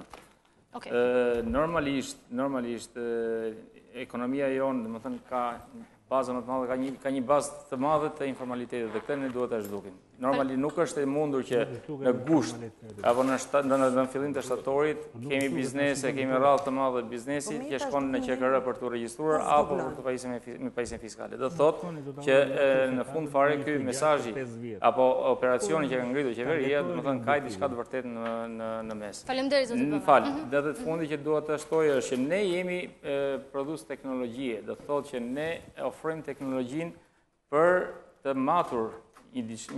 matur në këtë rast Gjiron Lutem fiskale. se duhet ta mbyll zoti Ballas. Por në fund fare teknologjia është. Në fund fare mbetet gjithmonë njeriu që duhet ta përdori, duhet jemi ne që duhet ta përdorim. Pra në shoqëria gjithë së bashku ta kërkojmë kuponin tatimor. Faleminderit zoti Balla. Të dashur miq, kemi folur sot për aksionin e qeverisë kundër informalitetit, ka nisur tashmë në terren, ka disa afate qeveria, do të jetë me disa shkallë, paktën deri në 10 orë pritet të bëhet sensibilizimi i të gjithë bizneseve të paregjistruara, por edhe i konsumatorëve që të vendosen në shinat ligjore dhe të kërkojnë kuponin tatimor, duke ndihmuar kështu dhe administratën që të mas më kollaj xhiron. A do të shërbejë ky aksion që të mbush edhe të ardhurat në buxhetin e shtetit, $330 milion është shifra e dhënë nga Ministri i Financave zoti Cani. Kjo mbetet një çështje për tu parë dhe padyshim do të jetë pjesë e diskutimeve në emisionin Ekopolitike dhe në javët e ardhshme. Unë falenderoj të ftuarit e mi mbrëmjen e sotme, zonjën zëvendës ministër Irena Beqiraj, zotin Malajn, dhe përfaqësuesit e biznesit, zotin Nikolin Jaka i Gjesh Buxhuku, njëkohësisht edhe dy përfaqësues të tjerë të sipërmarrjes, zotin Bledar Balla, por edhe Agim Binaj, kontabilist. Ju rikujtoj ritransmetimin e këtij emisioni nesër në Channel One në orën 13:30 dhe ditën e njëjtë në orën 23:30 në televizionin Ora News. Ju lë takim të martën e ardhshme në orën 21. Natën e mirë.